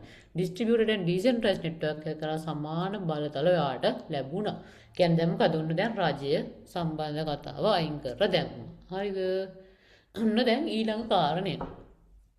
දැන් ශ්‍රී ලංකා රුපියල ගන්නකො ශ්‍රී ලංකා රුපියල දැකලාදී ඔයගොල්ලෝ දැකලා මුදල් අච්චු ගන්න. ඕකේ සීමාවක් තියෙනවද නැහනේ. දැන් IMF එකේ කොන්දේසින්ද යම් මට්ටමකට සීමාවක් තියෙනවා. ඒක ඇත්ත. මොකද එහෙම වුණත් අර මුදල් අච්චු ගන්නවා කියන එකේ සීමාවක් නැහැ. කියන මෙච්චරක් ගහන්න ඕනේ මෙතනින් එහාට ගහන්න බෑ කියලා එහෙම සීමාවක් නැහැ. ඒතකොට රාජ්‍යයන් තමන්ගේ අමූල්‍ය අවශ්‍යතා සපුර ගන්න මුදල් ඕන තරම් අච්චු ගහනවා. ඒතර මොකද්ද වෙන්නේ? මුදල් අච්චු ගහනවත් එක්කම ඊළඟට ඕක පස්සෙන් එන දේ තමයි උද්දමනය කියන්නේ. උද්දමනය කියන්නේ භාණ්ඩ හා සේවාවල මිල වැඩිවීමේ වේගය. ඒතර මුදල් අච්චු ගහන්න මොකද්ද වෙන්නේ? සාම්ප්‍රදායික මුදල් ලේඛකවල වටිනාකම අඩු වෙනවා. මොකද භාණ්ඩ හා සේවාවල මිල වැඩි වෙනවා. කියන්නේ ඊට සාපේක්ෂව අදාළ මුදල් ලේඛකයේ වටිනාකම අඩු වෙනවා. කියන්නේ ඒක අනුව කියන්නේ අච්චු ගන්න ප්‍රමාණය අනුව ඒකේ මුදල් ලේඛකයේ වටිනාකම අඩු වෙනවා. එතකොට මොකද වෙන්නේ? උද්දමනයත් එක්කම අදාළ මුදලේ වටිනාකම අඩු වෙනවා. කියන්නේ මුදල් අච්චු ගන්න උද්දමනයත් එක්තරා මට්ටමකට වැඩි වෙනවා. කියන භාණ්ඩාසන ලිහලා යන වේගය වැඩි වෙනවා. ඒකත් එක්ක මුදල් ලේඛකයේ වටිනාකම අඩු වෙනවා. දැන් එහෙනම් මොකද කරන්න ඕන? එහෙනම් මෙන්න මේ විදිහට මේ අනවශ්‍ය විදිහට මුදල් අච්චු ගන්නවා කියන එක මේ අලුතෙන් මිනිස්සු විසින් පාලනය කරන මුදල් ලේඛකට හඳුන්වා දීලා හරියන්නේ නැහැ. මොකද කරන්න ඕනේ? ඒ අනවශ්‍ය විදිහට අච්චු ගන්න පුළුවන් එක නැති කරන්න ඕනේ. ඒකට මොකද්ද දාන්න ඕනේ? ඒකට ලිමිටඩ් සප්ලයි එකක්. එහෙම නැත්නම් අපි කියනවා කිසියම් නිශ්චිත ප්‍රමාණයක්. කියන්නේ මෙච්චර තමයි ලෝකේ තියෙන්නේ කියලා සීමාවක් දාන්න ඕනේ. ඔන්න දැන් සතෝෂි දැම්මා. සතෝෂි මොකද්ද කරේ? සතෝෂි ලිමිටඩ් සප්ලයි එකක් දැම්මා. සතෝෂි කිව්වා මේ BTC මේ බිට්කොයින් කියන අලුත් මුදල් ලේඛකයේ ඕගොල්ලන්ට නිර්මාණය කරන්න පුළුවන්. කියන්නේ අපි කියනකො මේ මයින් කරන්න පුළුවන්. එහෙම නැත්නම් අච්චු ගහනවා වගේ වැඩේ කරන්න පුළුවන්. අපරිම කොයින් කියන බිලියන 21යි. කියන්නේ BTC කොයින් මිලියන 21කට වඩා කාටවත් හදන්න බෑ. ඕක තමයි ඇත්තම කතාව. ඒතකොට ලිමිටඩ් සප්ලයි එකක් තියෙනවා. කියන්නේ ඔන්න දැන් මිලියන 21ක් කොයින් තියෙනවා. මේකත් අපි හඳුන්වනවා පික් සප්ලයි කැප් එකක් කියලා. එතකොට මොකද ඔන්න දැන් BTC වල හරියට මිලියන 21යි කොයින් තියෙන. කියන්නේ මේක හිමින් තමයි මේ මයින් වෙන්නේ. ඒතකොට මේක 2141 වගේදී මයින් වෙලා ඉවර වෙනවා. කියන්නේ ඇවිල්ලා ඉවර වෙනවා. ඊට පස්සේ ලෝකේ තව අවුරුදු 1000ක් ඉස්සරහට ගියත් ලෝකේ තියෙන්නේ BTC මිලියන 21යි. කොයින් මිලියන 21යි තියෙන්නේ. එතකොට මේ විදිහට කිසියම් ආකාරයක නිශ්චිත ප්‍රමාණයක් නම් තියෙන්නේ. මේක මොකද්ද? මේක උද්දමනයත් එක්ක මේ මුදලේ වටිනාකම අඩු වෙන්නේ නැහැ. මං කියවනේ සාම්ප්‍රදායික මුදල් එක තියෙන ලොකු අවුලක් තමයි කාමයේ මුදලේ වටිනාකම මේ උද්දමනයත් එක්ක අඩු වෙන එක. ඒ කියන්නේ මොකද්ද? මේ BTC කියන එක උද්දමනයට ප්‍රතිරෝධී වෙනවා.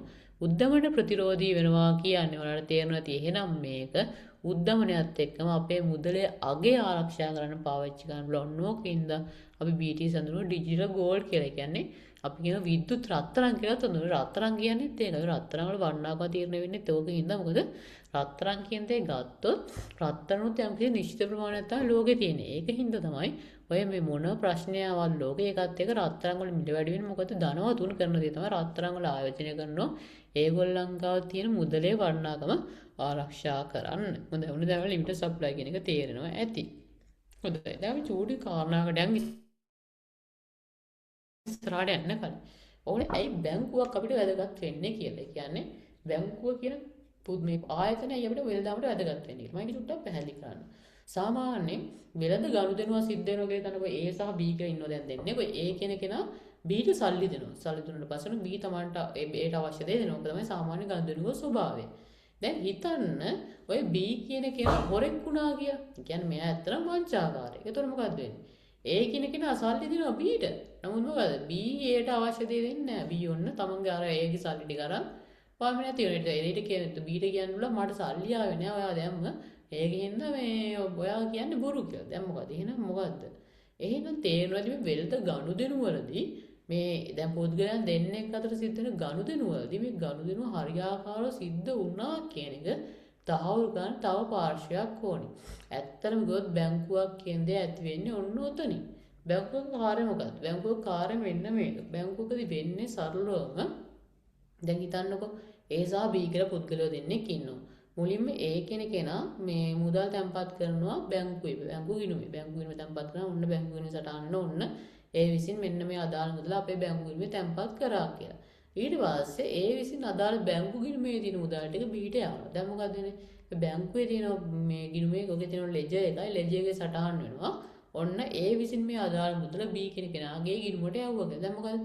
දැන් උඩ Aට පෙන්නන්න පුළුවන් සාක්ෂියක් වශයෙන් මෙන්න මම ඔයාලට මුදල් යවලා තියෙනවා කියලා. ඕක දැන් Bට ගියාට පස්සේ B මොකද කරන්නේ? B කෙනා A කෙනාට අවශ්‍ය කරන අදාළ භාණ්ඩේ හරි සේවාව හරි දෙනවා. මේ අදාළ මුදලට දාලා. දැන් මොකද?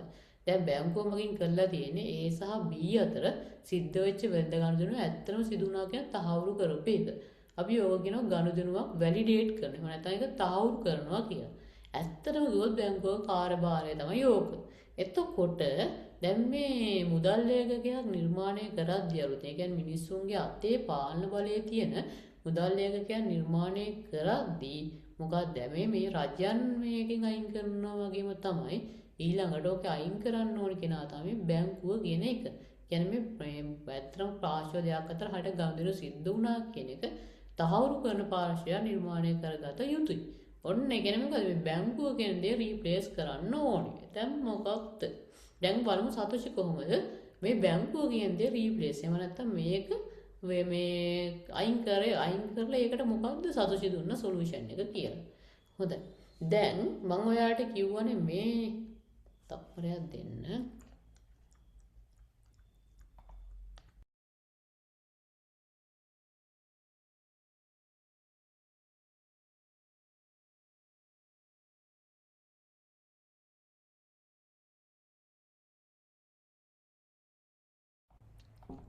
හරි අපි ආයෙ කරමු. දැන් මේ මම කියවනේ මේ සතෝෂි හඳුන්වලා දුන්නා කියලා මේ ඩිස්ට්‍රිබියුටර් නෙට්වර්ක් එකක්. ඒ කියන්නේ මේ හැමෝටම සමාන බලතල තියෙන ඔන්න නෙට්වර්ක් එකක් හඳුන්වලා දුන්නා. ඒතකොට හැමෝටම සමාන බලතල තියෙනවා නම් ඔයාට තේරෙනවද අර සිද්ධ වෙන ගනුදෙනුත් ඔය හැමෝටම බලන්න පුළුවන් වෙන්න ඕනේ කියලා. කියන්නේ හැමෝටම බලතල දීලා එක පැත්තකට විතරක් මේ කරම් මුදල් ඒකකින් කරන ගනුදෙනු බලන් දුන්නා. තවුල් එක කොට එක්කෙනෙක් දෙන්නේ එහෙනම් මොකද්ද? මේ මුදල් එකකින් සිද්ධ වෙන ගනුදෙනු හැමෝටම බලන්න පුළුවන් වෙනවා. අපි කියනවා පාරදර්ශීභාවයක් තියෙන්න ඕනේ. දැන් මොකද? ඔන්න ඕක දැක්ක දැන් සතෝෂි කල්පනා කරා. හරි දැන් නෙට්වර්ක් එක හදලානේ තියෙන්නේ. ඒකෝට දැන් මම මේ මුදල් ගනුදෙනු සටහන් වෙන ක්‍රියාවලියේ බලය යම්කිසි පිරිසකට විතරක් සැලසුවොත් ඒගොල්ලන්ට අනවශ්‍ය බලයක් එනවා. ඒක හොඳ දෙයක් නෙවෙයි. ඒක වෙන්න දෙන්න ඕනිත් නැහැ. එහෙම වුණොත් ඒක අනවශ්‍ය බලයක් ළමෙන් ගැටුම් ඇති වෙනවා. එහෙනම් මොකද කරන්නේ? එහෙනම් මේක අර ලෙජර් එකක්. එහෙම නැත්නම් මේ ගනුදෙනු සටහන් කරනවා. එහෙම නැත්නම් මේ ගනුදෙනුව සිද්ධ වුණා කියලා හරියට පේන එක හැමෝටම පේන්න ඕනේ. ඒතර බැංකුවේ ලෙජර් එකක් තියෙනවා කියලා දැන් මේ ගනුදෙනු සටහන් වෙනවා. ඔන්න ලෙජර් කියන එක සතෝෂි මෙතන මොකද්ද ක්‍රියා හදන එක ඩිජිටල් ලෙජර් එකක්. ඒ කියන්නේ විද්‍යුත් ලෙජර් එකක්. ඒක මේ BTC කියන දැන් මේ බිට්කොයින් කියන එකට සම්බන්ධ වෙලා හැමෝම අතර හුවමාරු කරගන්න. ඒතර කවුරු හරි ගනුදෙනුව සිද්ධ කරොත් අන්න ඒක සටහන් වෙනවා. ඒතර මොකද ලෙජර් එක දැන් අර බැංකුව කියන එක දැන් මෙතෙන් දුන අයින් වෙනවා. අර නෙට්වර්ක් එකේ හැමෝටම මේ බෙදලා ගිය ලෙජර් එකකින්. දැන් මොකද මේ ලෙජර් එක හඳුන්වන විශේෂණමකින් පබ්ලික් ඩිස්ට්‍රිබියුටර් ලෙජර් එකක්. ඒක පබ්ලික් ඩිස්ට්‍රිබියුටර් කියන්නේ හැමෝටම බලන්න පුළුවන්. ඒක තමයි හැමෝම අතර බෙදලා තියෙන ලෙජර් එකක් හින්දා. ඔන්න දැන් මොකද බැංකුවත් අයින් කරා. දැන් රජය අයින් කළා. ඊට පස්සේ අනවශ්‍ය විදිහට මුදල් අච්චු ගහන එක අයින් කළා. ඔන්න දැන් මොකද තුන්වෙනුව සතෝෂි මොකක්ද අයින් කළේ? බැංකුවත් අයින් කළා දැන්. ඔන්න දැන් මූලිකවම වෙන්න ඕනි කාරණා ටික කරගත්තා. හොඳයි. දැන් ඔන්න මූලිකම ඕනි කාරණා ටික කරගත්තට පස්සේ ඊළඟට අපි මෙහෙම දෙයක් ඕනි. දැන් මේ මොන බැංකුව රජය මේව කරත් වැඩක් නැහැ. මේ දැන් මේ සිද්ධ වෙන මේ මුදල් ගනුදෙනු වල ආරක්ෂාකාරී බව අපි රකින්න ඕනි. ඒ කියන්නේ මේකේ සිද්ධ වෙන දත්තරේ කියන හරියට ට්‍රාන්සැක්ෂන් එක සිද්ධ වුණාට පස්සේ කාටවත් දැන් මෙයා ගනුදෙනු කරා කියලා දත්තරේක විකෘති කරන්න එහෙම දෙන්න බෑ. දැන් ඔය දත්තරේ විකෘති කරොත් වෙන ප්‍රශ්නයක් වෙනවා. දැන් හිතන්නකෝ කවුරු හරි කෙනෙක් දැන් තව කෙනෙක්ට සල්ලි දැම්මා. ඒ කියන්නේ මේ ක්‍රිප්ටෝ කරන් මේ මුදල් අලුත් BTC වාජ්‍යය තව කෙනෙක් සල්ලි යවුවා. දැන් මෙයාට හැකියාව දෙනවා මේ ගනුදෙනු සිද්ධ වුණේ නැහැ කියලා විකෘති කරන්න මේ දත්තරික. දැන් දත්තරික හරියට ගොඩාක් වෙන්නේ නැහැ. දැන් මොකද වෙන්නේ? අරයට පුර ගන්න බෑ මේ හරියට ගියා කියලා. ලෙජර් එකේ දත්තරික අයින් වෙනවනේ. එහෙනම් මොකද්ද? මේ ලෙජේකින් දත්ත ටික කාටවත් වෙනස් කරන්න බැරි වෙන ආරක්ෂාකාරී වෙන්න ඕනි. මෙන්න මේකට මෙයා සතෝෂි හඳුන්වන බ්ලොක් චේන් ටෙක්නොලොජි කියලා එකක්. ඇත්තටම මෙහෙම දෙයක් කියන බ්ලොක් චේන් කියන එක සතෝෂි හොයාගත්ත එකක් නෙවෙයි. බ්ලොක් චේන් ටෙක්නොලොජි එක ලෝකෙට එන්න පළවෙනි රිසර්ච් පේපර් එකේ 1990 විතර. ඒ කියන්නේ සතෝෂි ක්‍රිප්ටෝකරන්සි හඳුන්වා දෙන අවුරුදු 18කට කලින් තමයි බ්ලොක් චේන් ගැන ලෝකෙ කතා වෙන්න ගත්තේ. බ්ලොක් චේන් කියන්නේ මොකක්ද කියන මම සරලව කියන්න. බ්ලොක් චේන් මේ තේරුම බ්ලොක් චේන් වචන දෙක කඩන්න චේන් එක කියනවා දංගල. බ්ලොක් කියන්නේ කැරණ නිකන් බ්ලොක් කියන්නේ කොටසක් වගේ නිකන් ගඩොලක් වගේ. ගඩොල් සහ දංගල. දංවල් වලින් බැඳු නිකන් ගඩොල් ටිකක් නැත්නම් පෙට්ටි ටිකක් වෙන දවසක් කියන බ්ලොක් එකක් කියන්නේ. ඔන්න ඇත්තම ඕක ඒ වගේ දෙයක් තමයි. මේකෙදි වෙන්නේ මෙහෙම දෙයක්. මේ බ්ලොක් චේන් එකේදී මොකද ට්‍රාන්සැක්ෂන් ගබඩ වල දත්ත එක බ්ලොක් එකක්. ඒක කොටසක් විදිහට තමයි ගබඩා වෙන්නේ. මේ කියන්නේ මෙහෙමයි. කියන්නේ බ්ලොක් එකක් ගත්තා ඊට පස්සේ බ්ලොක් එක කැලි කිහිපයක් අන්තර්ගත වෙනවා. පළවෙනි එක හෑෂ් කෝඩ් එක.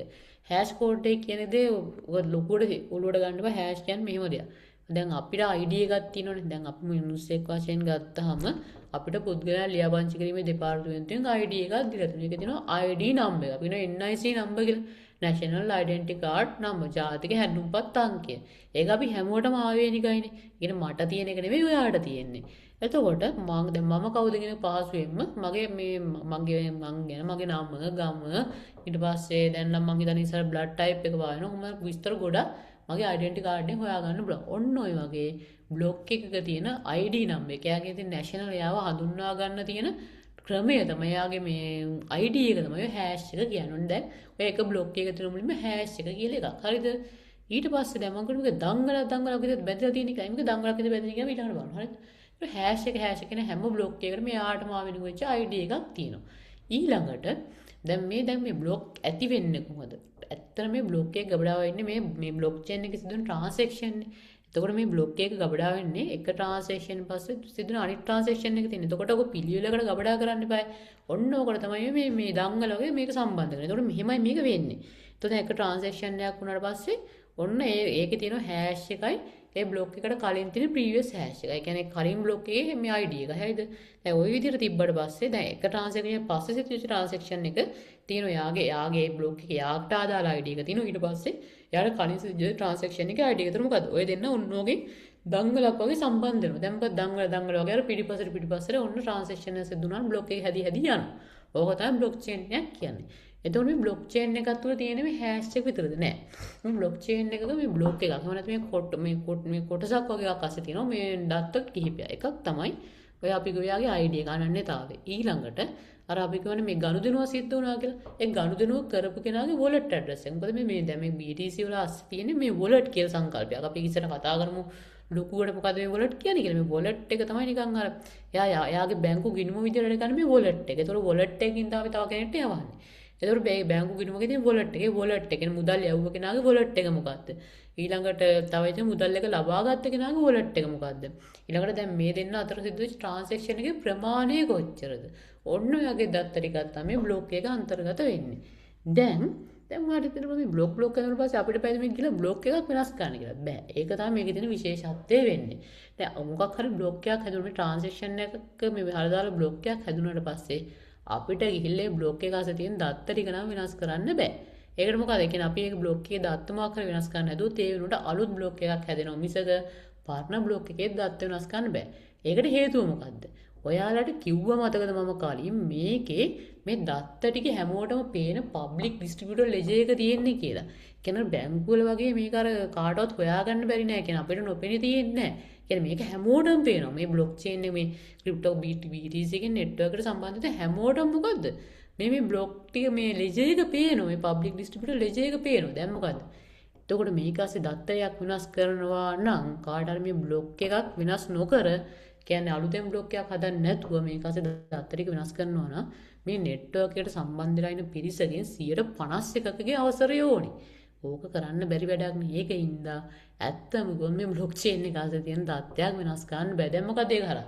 ඔන්න සතෝෂි නිර්මාණය කරා බ්ලොක් චේන් එක. දැන් මේක හරහා කාටවත් මේක ASCII තියෙන දත්ත ටික වෙනස් කරන්න බෑ. දැන් දත්ත ගොඩක් ආරක්ෂිතව ගබඩා කරන්න ඔන්න ක්‍රමවේදයක් ආවා. දැන් මොකද්ද? අර ඩිස්ට්‍රිබියුටර් ලෙජර් එක තියෙනවා. ඒක සිදුවන ට්‍රාන්සැක්ෂන් කාටවත් වෙනස් කරන්න බෑ. වෙනස් කරන්න බැරි විදියට ඔන්න ගබඩා ගන්න ක්‍රමවේදයක් ආවා. ඔන්න ප්‍රධාන කාරණා ගොඩක් හරි. දැන් තව දෙයක් තියෙනවා. ඇත්තටම ඔය මේ ගනුදෙනු සිද්ධ වුණාද කියන එක තහවුරු කරන්න එපා. දැන් බැංකුවකින් වුණත් දැන් ඔක දැන් බැංකුවක සිද්ධ වෙන ක්‍රමවේදය එන්නේ බැංකුවකින් මුදල් ආවට පස්සේ දැන් තියෙනවා කියන්නේ ඔක්කොම බැංකු සම්බන්ධ වෙන සිස්ටම් පද්ධතියක් ඒක හරහා තමයි අනිත් එකට යන්නේ. ඒකට ඒක බැංකුවෙන් තහවුරු කරනවා අනිත් පැත්තට ගියාද කියලා. බැලුවා අතර මධ්‍යම පද්ධතිය හිරුණොත් බැංකුවෙන් මොකක් ආය අපිට රිටර්න් කරනවා. මොකද දෙයක් සිද්ධ වෙනවා. කියන්නේ හරියට ගනුදෙනු සිද්ධ වෙනවා කියන බැංකුව තහවුරු කරනවා. ඇත්තටම දැන් මේකත් මේ තහවුරු කිරීම කරන්න ඕනේ නේද? නැතු මේ වැඩේ කරන්න බැහැ කියලා වට තේරෙනවනේ.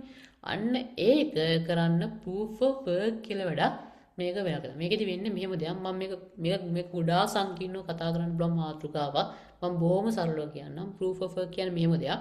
දැන් හිතන්න දැන් උන තියෙන මේ ක්‍රිප්ටෝකරන්සි වල දැන් දෙන්නෙක් අතර සිද්ධ වෙන ගනුදෙනුවක් තියෙනවනේ. ඕක තහවුරු කරන්න ඕනේ. අපි කියන ඕක වෙරිෆයි කරන්න ඕනේ. මේක ඇත්තටම වෙලා තුනේ. කියන්නේ මේ දැන් හිතන්න ඒකේ ඉඳන් බීට මොකක් හරි BTC 100ක් විතර දැම්ම කියලා ඒක මේ 100ක් දාලා කියලා ඔන්න තහවුරු කරන්න ඕනේ. ඔන්න ඕකට කරන්න මොකද මේකට බ්ලොක් ඉන්නු මයිනර්ස්ලා කියලා වර්ගයක්. ඒ කියන්නේ බ්ලොක් එක තහවුරු කරන කට්ටිය මේගොල්ලෝ කරන්නේ මේගොල්ලෝ ගාව තියෙන GPU. GPU කියන්නේ graphic processing unit. ඔයගොල්ලෝ මේ කම්පියුටර් සයිඩ් එකේ ඉන්නවනම් දන්නවා අර මේ අරනේ එක ඔය තියෙන්නේ RTX කියලා කාඩ් එහෙම දින කට්ටිය ගේම් ගන්න ඉන්නේ කාඩ්. ඒක තේරෙන්නේ නැත්නම් වැඩි හිතන්න බෑ කාඩ් වර්ගයක් තියෙනවා. ඔන්න ඔහෙන් පාවිච්චි කරලා මේගොල්ලෝ ගොඩාක් ලොකු වෙන ප්‍රොසෙසින් පවර් එකක්. ඒ කියන්නේ මේගොල්ලෝ ගොඩාක් ලොකුවට මේගොල්ලන්ට අර මේ වැඩ කරන්න පුළුවන් බලය වැඩියෙන් පාවිච්චි කරලා මේ තරංග කරලා ඉක්මනට වෙරිෆයි කරනවා. ඒතකොට ඉක්මනට වෙරිෆයි කරන කෙනාට කියන්නේ ඉක්මනට මේ ට්‍රාන්සැක්ෂන් එක කරගෙන වෙරිෆයි කරොත් එයාට මොකද? එයාට හම්බ වෙනවා මේ බ්ලොක් එක වෙරිෆයි කරේ ඔයා කියලා හරියටම හැෂ් කෝඩ් එක දීලා කියන්නේ හැෂ් කෝඩ් එක හොයාගන්න පුළුවන් මෙයා අදාළ බ්ලොක් එක වෙරිෆයි කරේ කියලා. ඒකට අදාළ එයාට ටැග් එකක් හම්බ වෙනවා. ඒ ටැග් එක තමයි සාමාන්‍යයෙන් BTC 3.125ක් වගේ හම්බ වෙනවා නෝමලි. ඔක ටැග් අපි කියනකො මේ මයිනින් රිවර්ඩ් එක. ඔය මයිනස් ලා එතකොට මොකද? මයිනස් ගොඩක් තරම් කරන ඉක්මනට වෙරිෆයි කරගන්න මේ ට්‍රාන්සැක්ෂන් එක ඉක්මනට කවුරු හරි මයින් එකෙන් බලනවා මම තමයි ඉක්මනට වෙරිෆයි කරන්නේ. දැන් ඔන්න වෙරිෆයි කරන තරම් කරනවානේ. මේක හැබැයි පොඩි ප්‍රශ්නයක් තියෙනවා. ඒක තමයි කියන්නේ යන්නේ. මෙව තරම් කරන හින්දා මේ මයිනස් ලා කියන්නේ මේ වෙරිෆයි කරන්නේ මේ ගනුදෙනු තහවුරු කරන දඟන අය අතර ලොකු තරගයක් තියෙනවා. මේ ලොකු තරගයක් තියෙන නිසා මේගොල්ලෝ මේකට ලොකු බලශක්තියක් වැය ගන්නවා. සාමාන්‍ය මේ BTC කියන්නේ බිට්කොයින් වලට අදාළ වර්තමානයේ වන විට මේ මයිනස් අතර තියෙන තරඟය නිසා මේගොල්ලෝ වැය කරන බලශක්තිය ප්‍රමාණවත් වසරකට 900 අන්තයට සහ අංගය රැගෙන රටවල් දෙකම විදුලිය ලබා දෙන. ඒතකොට හිතන්න කොච්චර ලොකු බලශක්තියක් වැය කරනවද කියලා. ඔන්න ඕකින්ද සමහරට ඔයගොල්ලෝ මේ ක්‍රිප්ටෝකරන්සි චූටි අර උනන්දුවක් තියෙනවා දැකලා ඇති. ඔය මේ ඇමරිකාවේම මේ මයිනින් සෙන්ටර්ස් වල කියන්නේ මේ විදිහට මයින් කරන තැන් වලට එක නීති සහ ටැක්ස් පනවල තියෙනවා වැඩියෙන්. ඔකට හේතුව අර ඒ යන විශාල බල ශක්තිය. දැන් තේරෙනවා ඉතින් ඔන්න සතුටි ගොඩක් දේවල් දැන් නිර්මාණය කරලා ඉවරයි. රජය අයින් කරලම දැම්මා. ඊට පස්සේ අර අන්ලිමිටඩ් සප්ලයි එකකින්ද උද්දමනයත් එක්ක වටිනාකමට වෙන එක අයින් කරලම දැන්. ඊට පස්සේ බැංකුත් ඔන්න අයින් කළා. ඊට පස්සේ කවුරු හරි කෙනෙක් ඇවිල්ලා මේකත් ඉතින් දත්තරි වෙනස් කරන්න හැදුවා. ඒකත් අයින් කළා දැන්. ඊට පස්සේ මේක හරියට ගණුදු තහවුරු වෙනවා කියලා ඔන්න ඒකට දැන් කට්ටියක් පත් කරනවා. දැන් මුදල් පද්ධතියකට උනේ ඔක්කොම ටික හරි. ඊළඟට මොකක්ද ගන්න ඕනේ? ඊළඟට බලන්න ඕනේ මේක කාටද පාවිච්චි කරන්න පුළුවන් සහ මේක කොයි වගේද මේ available වෙන්නේ කියලා. ඒ මොකක්ද? අපි ඒක දැන් කතා කරමු. ඒ කියන්නේ මෙහෙම දෙයක්. දැන් ගත්තොත් සාම්ප්‍රදායික මුදල් ලේක ගන්නකො. සාම්ප්‍රදායික මුදල් ලේක ගත්තොත් ශ්‍රී ලංකා රුපියල ගත්තොත් ශ්‍රී ලංකා රුපියල කෙනෙක් පාවිච්චි කරන්න පුළුවන් මේ ශ්‍රී ලංකාව කියලා මේ තියෙන 65610 කිලෝමීටර් 65000 වර්ග කිලෝමීටර් 610ක් තියෙන මේ භූගෝලීය දේශ සීමාව තුළ විතරයි. ඒ කියන්නේ ලංකාවේ රුපියලට ගිය වළංගු භාවයේ තියෙන මේ ලංකාවේ භූගෝලීය දේශ සීමාව තුළ පමණයි. දැන් අපි ඉන්දියාවට ගිහිල්ලා අපිට බෑ ශ්‍රී ලංකා රුපියලෙන් ගනුදෙනු ගන්න. අපිට සිද්ධ වෙනවා අපි ගාව තියෙන ශ්‍රී ලංකා රුපියල් ටික ඉන්දියානු රුපියල් බවට පරිවර්තනය කරගන්න. ඒ කියන්නේ ඕනම රටක මුදල් ලේඛකයක් ගත්තට පස්සේ එයා වටින්නේ. කියන්නේ එයාගේ වළංගු භාවයේ ඒ රටේ භූගෝලීය දේශ සීමාව තුළ පමණයි තියෙන්නේ. දැන් ඇමරිකානු එක්සත් ජනපද ඩොලරය ගත්තත් ඕක වෙන රටක් ගනුදෙනු කරද්දි මොකද සිද්ධ වෙන්නේ? ඒක ආයෙ කන්වර්ට් වෙනවා. කියන්නේ මේ මොකද අපි කියනවා මේ වෙන මුදල් ලේඛවල කන්වර්ට්. හැබැයි සමහර රටවල් තියෙනවා ඒක මේ දැන් ඒක තුල ඇමරිකානු එක්සත් ජනපද ඩොලරය පාවිච්චි කරනවා. ඒ කියන්නේ ඩොලර් මේ නැත්තම් ඩොලරේ ගොඩාක් වටිනාකමක් තියෙන. ඒ කියන්නේ මේ මොකද OPEC රටවල් ටික තියෙනවා. ඊට පස්සේ UN එකේ නැත්තම් යුරෝපා සංගමය ඒවා තුල එක්සත් ජනපද ඩොලර් පාවිච්චි කරනවා. ඒතකොට යුරෝපා සංගමය ගත්තොත් ඒවා තුල යුරෝ කියලා ඒගොල්ලන්ගේ ඒ සංගමයට දාලා මුදල් ලේඛක තියෙනවා. එතකොට අර එක රටවල ප්‍රබලත්වය අනුව ඒගොල්ලන්ට අර ඒගොල්ලන්ගේ මේ භූගෝලීය දේශ සීමාව ගොඩක් මේව කරගන්න පුළුවන්. ඇත්තම කිව්වොත් තව රටක් කියන්නේ මොකක් හරි රටක් වෙන රටක මුදල් ලේඛකයා පාවිච්චි කරන අවසර දෙනවා කියන්නේ එක්තරා මට්ටමකට නොකියා ඒ රටේ යටත් වීමක් හා සමානයි. ඒක වෙනම කතාවක්. නමුත් අර එහෙම දෙයක් තියෙනවා. එතකොට දැන් සතෝෂි මේ අවුල දැක්කා. සතෝෂි දැක්කා. එතකොට මේ විදිහට රටක මොකක් හරි මුදල් ලේඛකයා වළංගු වෙන්නේ අදාළ රටේ මේ අපි කියන භූගෝලීය දේශ සීමා තුල පමණයි. මේක ප්‍රශ්නයක්. කියන්නේ දැන් අපි අලුතෙන් හදුවට පස්සේ මුදල් ඒකකයා මේකේ පාලන බලයක් තියෙන මිනිස්සුන්ට නම් මේකේ ලෝකේ හැමදැනම මිනිස්සුන්ට මේ මුදල් ඒකකයට සම්බන්ධ වෙන්නත් පුළුවන් නම් මේක මොකක් හරි රටක භූගෝලීය දේශ සීමා තුල විතරක් පාවිච්චි කරන්න දුන්නොත් මේක ලොකු අවුලක්. මොකද ඒක හරියන්නේ නැහැ. එහෙනම් සතුෂික නිර්තීර්ණයත් කිව්වා අපි මේ හදපු අලුත් මුදල් ඒකකයට භූගෝලික දේශ සීමා නැත. ඒ කියන්නේ ලෝකේ ඕනම තැනක ඉන්න කෙනෙක්ට වයස, ස්ත්‍රී පුරුෂ භාවය, එයාගේ ජාතිය, කුලය, මල් මේ ඕනම දෙයක් අතෑරලා මේ BTC පාවිච්චි කරන්න පුළුවන්. එකම දේ එයා මේ BTC යම් ප්‍රමාණයක් තමන්ගව තියෙන්න ඕනි. ඒක එතකොට තව කෙනෙක් කරා ට්‍රාන්සැක්ෂන් සිදු කර හැක. තව කෙනෙක්ට එතකොට මොකද්ද? BTC වල තියෙන විශේෂත්වය තමයි මේකට දේශ සීමා නැහැ. කියන ඕන කෙනෙක්ට මේක පාවිච්චි කරන්න පුළුවන්. ඊළඟ දේ තමයි අපි ගත්තොත් ඔයගොල්ලෝ මේ ගනුදෙනු කරද්දී මේ අවුලට මුහුණ දීලා ඇති. ඔය ලංකා බැංකුවත් එක්ක එහෙම ගනුදෙනු කරද්දී ඔයගොල්ලෝ දැකලා ඇති සාමාන්‍ය සම්ප්‍රදායික මුදල් ඒක කියන සාමාන්‍ය රුපියල් දැම්මත් සාමාන්‍ය රෑ 9 වගේ පස්සේ දුන් ගනුදෙනු අප්ඩේට් වෙන්නේ. ඒ කියන්නේ මේ යාවත් කාලින වෙන්නේ ඊළඟ දවසේ උදේ. ඒතකොට ප්‍රශ්නයක් තියෙනවනේ. ඔය අවුල BTC වල නැහැ. ඒ කියන්නේ BTC හෙවත් මේ Bitcoin ඔයාට පැය 24ම දවස් 7ම, ඒ කියන්නේ සතිය දවස් 7ම, ඒ කියන්නේ අවුරුද්දේ දවස් 365ම ඕනම වෙලාවක කිසිම ප්‍රශ්නයක් නැතුව පාවිච්චි කරන්න පුළුවන්. මේකට ටයිම් ලිමිට් එකක් නැහැ. අර ඕන වෙලාවක දාන්න පුළුවන්. මොකද මේක හරහා ගනුදෙනු සිද්ධ වෙනවා. කියන්නේ මොකද්ද? මේකට අපි කියනවා අර කියන්නේ එක වෙලාවකට අවైలබල් නැහැ. හැම ප්‍රශ්න නැහැ. කියන්නේ ඕනම වෙලාවක මේක ඔන්න දැන් මොකද්ද? මේකත් එක්ක මේකට global accessibility කියන්නේ අන්තර්ජාතික වශයෙන් අපි කියනවා මේකට access කරනවා කියන්නේ මේ එකතු වීමේ හැකියාව ඔන්න දැන් ලැබුණා. ඔන්න දැන් තේරෙන්නේ නැති. ඔන්න දැන් සතෝෂි එයාගේ බිට්කොයින් එකෙන් දේ නිර්මාණය කළා. එතකොට දැන් ඔන්න මිනිස්සුන්ට පාලන බලය තියෙන, බැංකුව අවශ්‍ය නොවන, දත්තවල ආරක්ෂාව වැඩි, එයාගොල්ලෝ තමයි ඕනම කෙනෙක්ට පාවිච්චි කරන්න මුදල් එකක් විතර ඔන්න දැන් බිට්කොයින් 2008 ඔක්තෝබර් 31 එළියට එනවා. මේකත් එක්ක දැන් මේ BTC එළියට ආවට මේකේ චූටි ප්‍රශ්න ටිකක් තිබ්බා. පළවෙනිම දේ තමයි දැන් BTC ට්‍රාන්සැක්ෂන් අපි ගනුදෙනු කරන වේගය ටිකක් ඇත්තම මොකද මුල් කාලේ ටිකක් අඩුයි. ඒ වගේම ඊළඟ ප්‍රශ්නේ තමයි තිබ්බේ මේක කෝඩ් එක කියන්නේ මේකේ තිබ්බ ඇත්තම කෝඩ් එක. කෝඩ් එක කියන්නේ කේතයක්. ඔය කම්පියුටර් පැත්තේ නොලෙජ් එකක් තියෙන කෙනා කෝඩ් එකක් විදිහට තිබ්බේ. ඒත් මේක ඕපන් සෝස් එකකින් ඕන කෙනෙක්ට ගන්න පුළුවන් විදිහට තිබ්බේ. ඒ වගේ තමයි මේකේ ප්‍රශ්න එක මොහොතක ගනුදෙනු ප්‍රමාණයත් යම් සීමා තිබ්බා. ඕකත් එක්ක දැන් මේ ඇත්තටම එකක් හැදුවට පස්සේ ඕකත් එක්ක මිනිස්සු දැන් මේකේ තියෙන අඩුපාඩු වල තව දෙනවනේ. ඔන්නේ අඩුපාඩු වලට මේ පිළිතුරු වශයෙන් තව ක්‍රිප්ටෝ කරන්සි නිර්මාණය වෙන්න ගත්තා මේ BTC වල ආපු කෝඩ් එක මත පදනම් වල. අපි ඕව හඳුන්වන විශේෂණ වගේ මොනවද? alt coin. එහෙම නැත්නම් alternative coin කියන්නේ. එතකොට ඔය Bitcoin කියන එක අපි හඳුන්වන mother coin එක. එහෙම නැත්නම් මව් ක්‍රිප්ටෝ කරන්සි කියන මව් ක්‍රිප්ටෝ කරන්සි මව ක්‍රිප්ටෝ කරන්සි වල මව තමයි Bitcoin කියන්නේ. ඊට පස්සේ මෙයාගේ තිබ්බ අඩුපාඩු ඒවට සොලියුෂන් සහ එක වැඩවලට කියන ගොඩාක් ලොකු වැඩ පරාසයකට එක විදිහට alt coin වල තමයි alternative coin කියන එක නිර්මාණය වුණා. මම alternative coin ගැන මේවා එක වර්ග ගැන මේවා මොකද නිර්මාණය වෙන කියන විස්තරයක් spot trading වලදී කරන්න. මෙතෙන්දි කරන්න යන්නේ නැහැ. මොකද ඒක එතකොට ඔයාලට වදයක් වෙනවා. තව ඇදෙනවනේ ඔළුවට.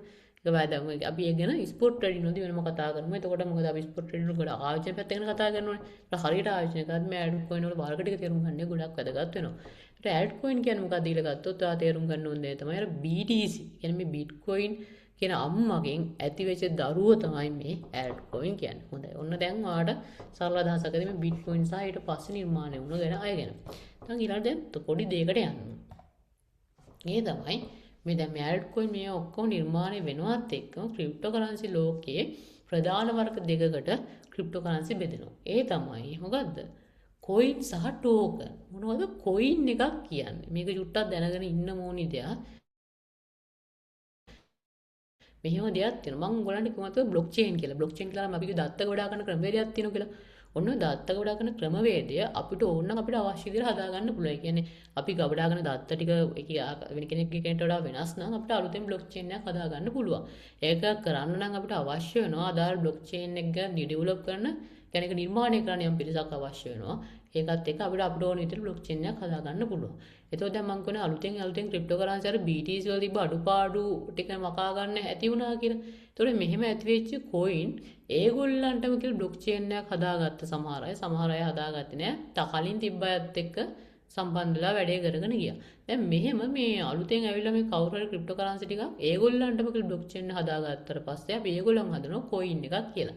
ඒක කොයින් එක කියන්නේ සරලවම අර මේ බීට් මේ ඒගොල්ලන්ටම කියලා බ්ලොක් චේන් එකක් තියෙනවා. ඒ කියන්නේ අර බ්ලොක් චේන් එකේ ගබඩා ගන්න දත්ත එක එක ඒවා වෙනස් වෙද්දී ඒගොල්ලන්ට මෙතන බ්ලොක් චේන් එකක් ඒගොල්ලෝ හදාගත්තා. ඔන්න ඔක තමයි එතකොට මේ මොකද කොයින් එකක් කියන කොයින් එකක් කියන්නේ සරලවම කවුරු හරි ක්‍රිප්ටෝකරන්සි එකට එයාටම කියන්නේ එයාටම ආවෙන්නේ කියන්නේ එයාටම හරියන බ්ලොක් චේන් එකක් තියෙනවා මේක හඳුනන කොයින් එකක් කියලා. එතකොට මේ දැන් අර මං කියවනේ දැන් මේ බ්ලොක් චේන් එකෙන් පස්සේ අර මේ වගේ ට්‍රාන්සැක්ෂන් ටික වෙරිෆයි කරන්න පාවිච්චි කරලා කියලා proof of work කියලා එකක්. ඒතර මං කිව්වා proof of work ලොකු බලශක්තියක් BTC try කරනවා. ඒගොල්ලන්ට තේරෙනවද මේ එනේන කොයින් එක කියන්නේ එනේන අදාළ බ්ලොක් චේන් එකක් කියන අලුතෙන් බ්ලොක් චේන් එකක් හදන කොයින් එක මෙහෙම ගනුදෙනු ටික වෙරිෆයි කරගන්න මේ proof of work එක වගේ ක්‍රමවේදයක් පාවිච්චි කරොත් ලොකු බලශක්ති අර්බුදයක් වෙනවා කියලා. තේරෙනවනේ. ඔන්න ඕකල මේවා නිර්මාණය කරන අය දැක්කා. ඒගොල්ලෝ කල්පනා කරා මේක හරියන්නේ නැහැ. අපි මේ විදිහට මේ proof of work එක උඩම රඳා පැවතුනොත් මේ ලෝකේ ලොකු බලශක්ති අර්බුදයක් එනවා. මේ බලශක්ති අර්බුදයක් આવොත් අපිට මේවා ඉදිරියට පවත්වාගෙන යන්න බෑ. මොකද බලශක්තිය ලොකු වියදමක් යනවා. එතකොට ආණ්ඩුව වලින් සීමා දානවා. ඒගොල්ලෝ මොකද කරේ? ඒගොල්ලෝ මේකට proof of stake කියලා කරන වේදයක් ආවා. මම මේ proof of stake කියන එක නිකන් පොඩි සරල පැහැදිලි කිරීමක් කරන්නම්. මේක ලොකු තේරෙන්නේ නැත්තම් කියන්න. මේක ලොකුවට ගැඹුරට හිතන් දෙයක් නෙවෙයි. හරිද? proof of stake කියන්නේ සරලවම වෙන්නේ මෙහෙමයි. කවුරු හරි කෙනෙක්ට ඕන වෙනවා මේ අදාළ network දැන් අදාළ coin එකේ තියෙන transaction මේ සිදුවන ගනුදෙනු ටික මේ මේක හරියට සිද්ධ වෙලා කියලා බලලා verify කරගන්න. එතකොට ඒකට මම කියනවා tag එකක් කරනවා කියලා. ඒ tag ගන්න ඕන වෙනවා. දැන් මේකෙදි මේ proof of stake කියන එකේදී වෙන්නේ ඔන්න දැන් කවුරු හරි කෙනෙක්ට ඕන වෙනවා හැම ඔයා කරන්න. එයාට කියනවා ඔයා එන්න ඔයා ඇවිල්ලා අපේ coin එකකින් යම් පිරිසක් මිලදී අරගෙන අපි ගාව තැම්පත් කරන්න. අර මේ ස්ථාවර තැම්පත් දාන FD දානවා කියන්නේ අන්න ඒ වගේ වැඩක් කරන්නේ. ඒතර කවුරු හරි කෙනෙක්ට වෙරිෆයි කරන්න ඕන අපි කියනවා එයාට කියනවා වැලිඩේටර් කෙනෙක් කියලා.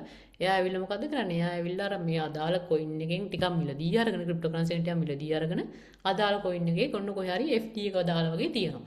තිබ්බට පස්සේ මේකේ තියෙනවා මේ අර රෑන්ඩම්ලි එක එකනා සිලෙක්ට් කරන ක්‍රමවේද. ඒකෙන් සිලෙක්ට් කරගන්නවා බලනවා මේ මෙයා කොච්චර දාලා තියෙද. ඊට පස්සේ එයා දාන ගාණක් තියෙනනේ. ඒකට දාලා වොන්න බලලා ඔයාට අන්න එයාට chance එකක් දෙනවා. අන්න ඔයා මෙන්න මේ ටික මේ transaction ටික මේ verify කරන්න කියලා. එයා ඊට පස්සේ verify කරාම ඒකට අදාළ මොකද වෙන්නේ? එයාට අදාළව අර මේ transaction එකට ගිය වියදම ලැබෙනවා. මේකේ තියෙන වාසිය තමයි දැන් අර එකිනෙකාටම තරම් කරන්නේ නැහැ. කියන්නේ හැමෝම FD එක දාලා වගේ තියාගෙන ඉන්නවා. ඒකට කැමති කෙනෙක්ට සිලෙක්ට් කරලා කියන්නේ එයා දාන එයා ස්ටේක් කරන ප්‍රමාණයට දාලා එයාට ඔන්න මේ ප්‍රමාණයක් වෙරිෆයි කරන් දෙනවා. ඕක තමයි සිද්ධ වෙන්නේ. ඒතකොට මේකේ දැන් තරංගයක් නැහැ.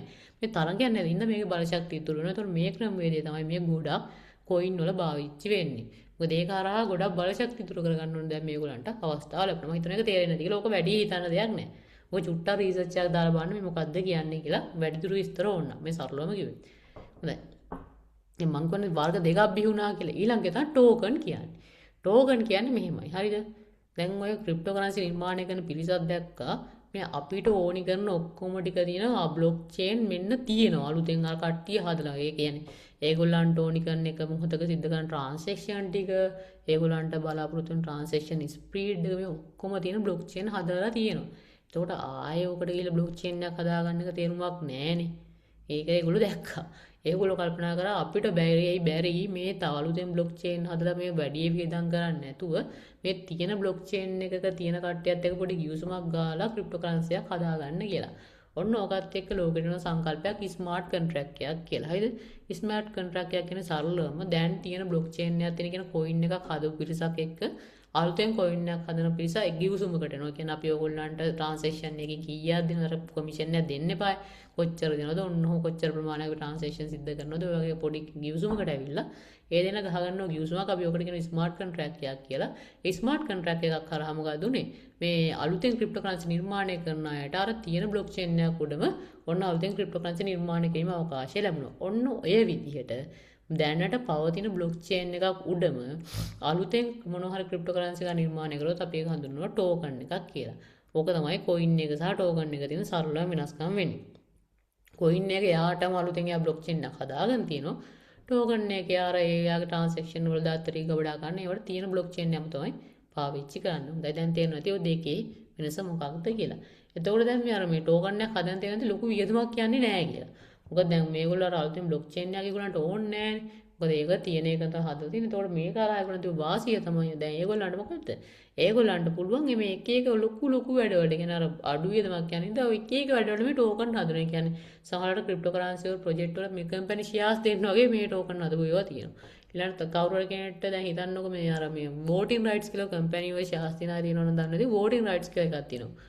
කියන්නේ වෝටින් රයිට්ස් කරනවා කියන්නේ මොකක්ද තීරණයක් ගත්තට පස්සේ ඒකට අනුමැතිය දෙනවද නැද්ද ඔන්න තීරණ ගැනීමේ බලය.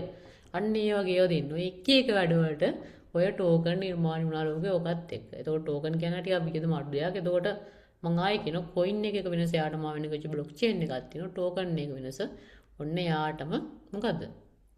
එයා තියෙන මේ බ්ලොක් චේන් එකක් උතා නිර්මාණය වෙන්නේ මේක හරයාගේ වියදම අඩුයි. මම හිතනවා කොයින් සහ ටෝකන් තේරෙන්නේ ඇති කියලා. හරිද?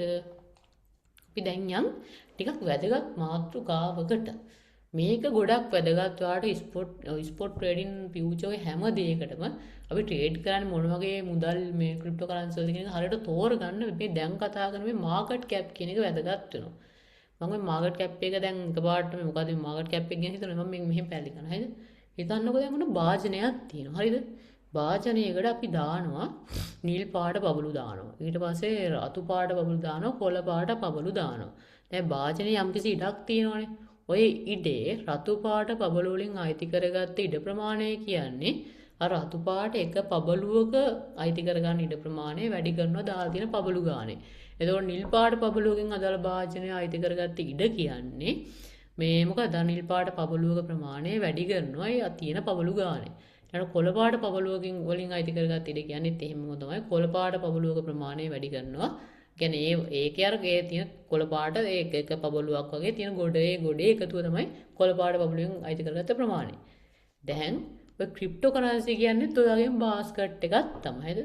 දැන් ලෝකේ තියෙන ක්‍රිප්ටෝ කරන්සි ඔක්කොම ගත්තට පස්සේ ඒගොල්ලෝ අර මාකට් එකේ මේ මූල්‍ය වෙළඳපොලේ අයිති කරගෙන තියෙන ප්‍රමාණයක් තියෙනවනේ. කියන්නේ ඒගොල්ලන්ගේ යම් වටිනාකමක් තියෙනවා. කියන්නේ මෙච්චරයි කියලා ලෝකේ දන්නවා කියන සමස්ත ක්‍රිප්ටෝ මාකට් එක ගත්තට පස්සේ ඒක ලෝක වෙළඳපොළ දන්නවා මේගොල්ලන්ගේ වටිනාකම මෙච්චරයි. ඒක තමයි ක්‍රිප්ටෝ කරන්සි වල තියෙන භාජනය. ක්‍රිප්ටෝ කරන්සි වල තියෙන භාජනයක් තියෙනවා. ඔකේ මාකට් කැප් එක කියන්නේ ওই භාජනයේ තියෙන මොකක් හරි ක්‍රිප්ටෝ කරන්සි. ඒ කියන්නේ පබළු වගේ ඒ භාජනය අස්සේ තියෙන ක්‍රිප්ටෝ කරන්සි එකක් ඒ භාජනය අයිති කරගෙන තියෙන ඉඩ ප්‍රමාණය. කියන්නේ ක්‍රිප්ටෝ මාකට් කැප් එක සමස්ත ලොකුම. ඒ කියන්නේ ලෝකේ තියෙන ඔක්කොම ක්‍රිප්ටෝ කරන්සි වලින් තියෙන වෙළඳපොළ වටිනාකම ගත්තට පස්සේ ඒ වෙළඳපොළ වටිනාකම යම් කිසි ක්‍රිප්ටෝ කරන්සි එකක් අයිති කරගෙන තියෙන ප්‍රමාණය අපි හඳුන්වනවා අදාළ ක්‍රිප්ටෝ කරන්සි එකේ මාකට් කැප් එක. ඒ කියන්නේ එයායේ අර ක්‍රිප්ටෝ කරන්සි කියන මේ භාජනය අයිති කරගෙන ඉඩ ප්‍රමාණය ඒවත් මාකට් කැප් එක කියලා අපි හඳුන්වනවා. තමයි සරලවම ක්‍රිප්ටෝ මාකට් කැප් එක කියන්නේ. එතකොට ක්‍රිප්ටෝ මාකට් කැප් එක අපිට ගණන් හදලා ගන්න පුළුවන්. මේක තමයි නිශ්චිතම කියන්නේ. දැන් පබළුවක් ගත්තොත් ඔක ටික හොයන්න කරදරයි. එහෙම නෑ මේක හරියටම දශමයටම හදන්න පුළුවන්. මේක හදන්නේ මෙහෙමයි. හරිද? දැන් හිතන්නකෝ දැන් මොකක් හරි ක්‍රිප්ටෝ කරන්සි එකක් තියෙනවා. එයාගේ අගය ඩොලර් 50යි. හරිද? කියන වගේ වටිනාකම 50යි ඩොලර් 50යි. ඊට පස්සේ දැන් ওই පබළුව වගේ තමයි පබළුවක අයිති ඉඩ කිව්වනේ. ඒකේ පරිමාව වගේ. එතකොට මේ වෙළඳපොළ වටිනාකම ගත්තාම වෙළඳපොළ වටිනාකම අර එදා ක්‍රිප්ටෝ කරන්සි එකක වටිනාකම ඩොලර් 50යි. එතකොට මෙයා සමස්ත මේ වෙළඳපොළේ කියන්නේ වෙළඳපොළේ අයිති කරගෙන තියෙන ඉඩ මොකද්ද වෙන්නේ? ඒ යාගේ තියෙන ප්‍රමාණයෙන් වැඩි වෙන්නේ. අපි කියන්නේ යාගේ කොච්චර කරන්සි ප්‍රමාණයක් ක්‍රිප්ටෝ කරන්සි කොච්චර ප්‍රමාණයක් වෙළඳපොළේ තියෙනවද කියන එක මත තමයි යා එතකොට අර යාගේ තියෙන ඒක වටිනාකම අදාළ කියන්නේ එක ක්‍රිප්ටෝ කරන්සි එකක වටිනාකම අදාළ ඔය මාකට් එකේ වෙළඳපොලේ තියෙන සම්පූර්ණ මේ මුදල් කොයින් ප්‍රමාණයෙන් වැඩි කරාම තමයි අපිට අදාළ එකේ මේ මාකට් කැප් එක එන්නේ. එතකොට මාකට් කැප් එක කියන සරලවම මොකද්ද? මොකක් හරි ක්‍රිප්ටෝ කරන්සි එකක වටිනාකම වැඩි කරනවා. එයාගේ මේ මොහොතේ වෙළඳපොලේ තියෙන කොයින් ප්‍රමාණය. එතකොට අපිට නෝ දාලා කොහොමද මාකට් කැප් එක. දැන් උදාහරණයක් විදිහට හිතන්න ක්‍රිප්ටෝ කරන්සි එකක් තියෙනවා. එයාගේ වටිනාකම 50යි. එයාගේ කොයින් මේ වෙළඳපොලේ තියෙනවා මිලියනයක්. එතකොට යාගේ මාකට් කැප් එක 50 වැඩි කිරීම මිලියන ඩොලර් මිලියන 50 තමයි. එතකොට යා සමස්ත ක්‍රිප්ටෝ මාකට් එක කියන්නේ අර මේ ක්‍රිප්ටෝ මාකට් එකේ ආර්ථික වටිනාකම ගත්තා පස්සේ ආර්ථික වටිනාකම තුළ යා ආයත කරගෙන තියෙන ප්‍රමාණය තමයි ඩොලර් මිලියන 50 කියන්නේ. තේරුණාද ඔය කතාව? හරි කියන්න බලන්න. තේරුණාද මොකක් හරි මැසේජ් එකක්ම දාන්න තේරෙන්නේ නැත්තම්?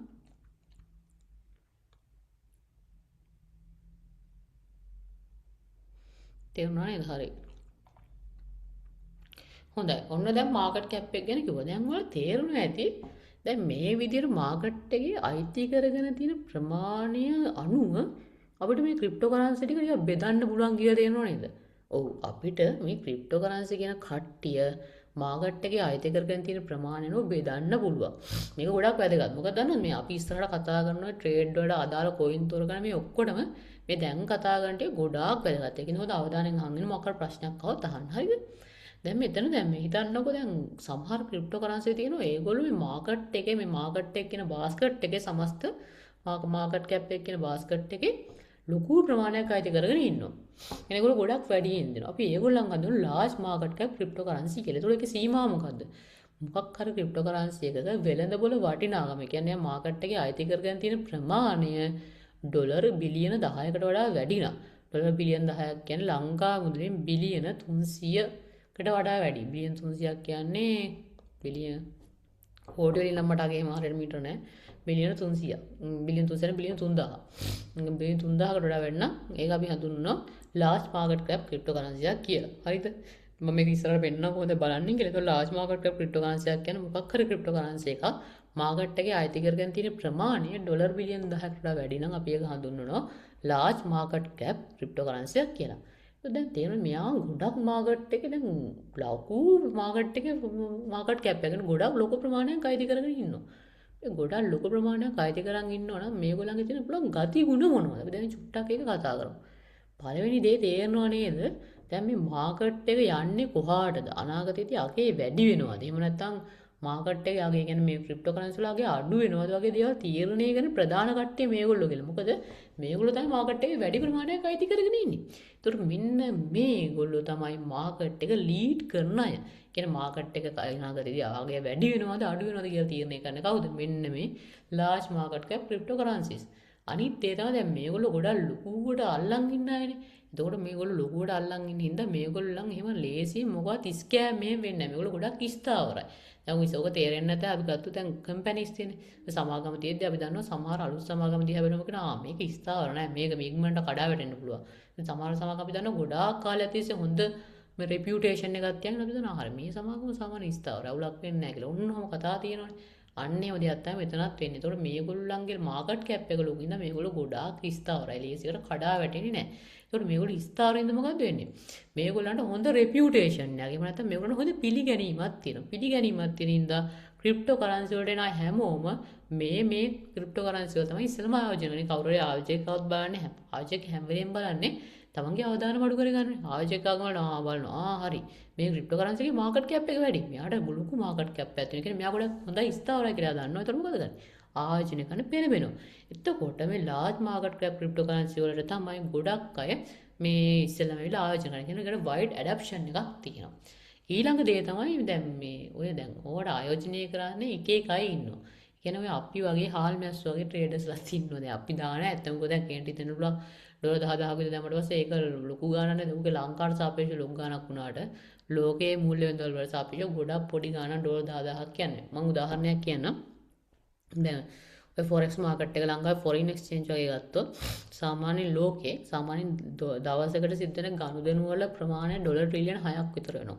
ට්‍රිලියන් 6ක් කියන්නේ සාමාන්‍ය ලංකාවේ GDP එක තියෙන්නේ ඩොලර් බිලියන 100ක් වගේ. ඒ වගේ ආසන්න වශයෙන් 60 ගුණයක්. එතකොට තේරෙන්නේ නැති අර ලෝකේ මූල්‍ය වෙළඳපොළ ගත්තට පස්සේ ඔය ඩොලර් 10,000ක් කියන්නේ දැනෙන්නේ නැහැ වතුර බින්දුවක් වගේ. ඒකට ඒ වගේ අය නෙවෙයි. දැන් ලෝකේ ඉන්න ආයෝජකයන්ගේ ඌට එහා ගියා. ඒ කියන්නේ එකපාර ඩොලර් මිලියන 10 20 100 ලොකු ගණන් ආයෝජනය කරනවා. කියන තල්මස්සු කියලා හඳුන්වන්නේ ඔන්න ඕගොල්ලෝ.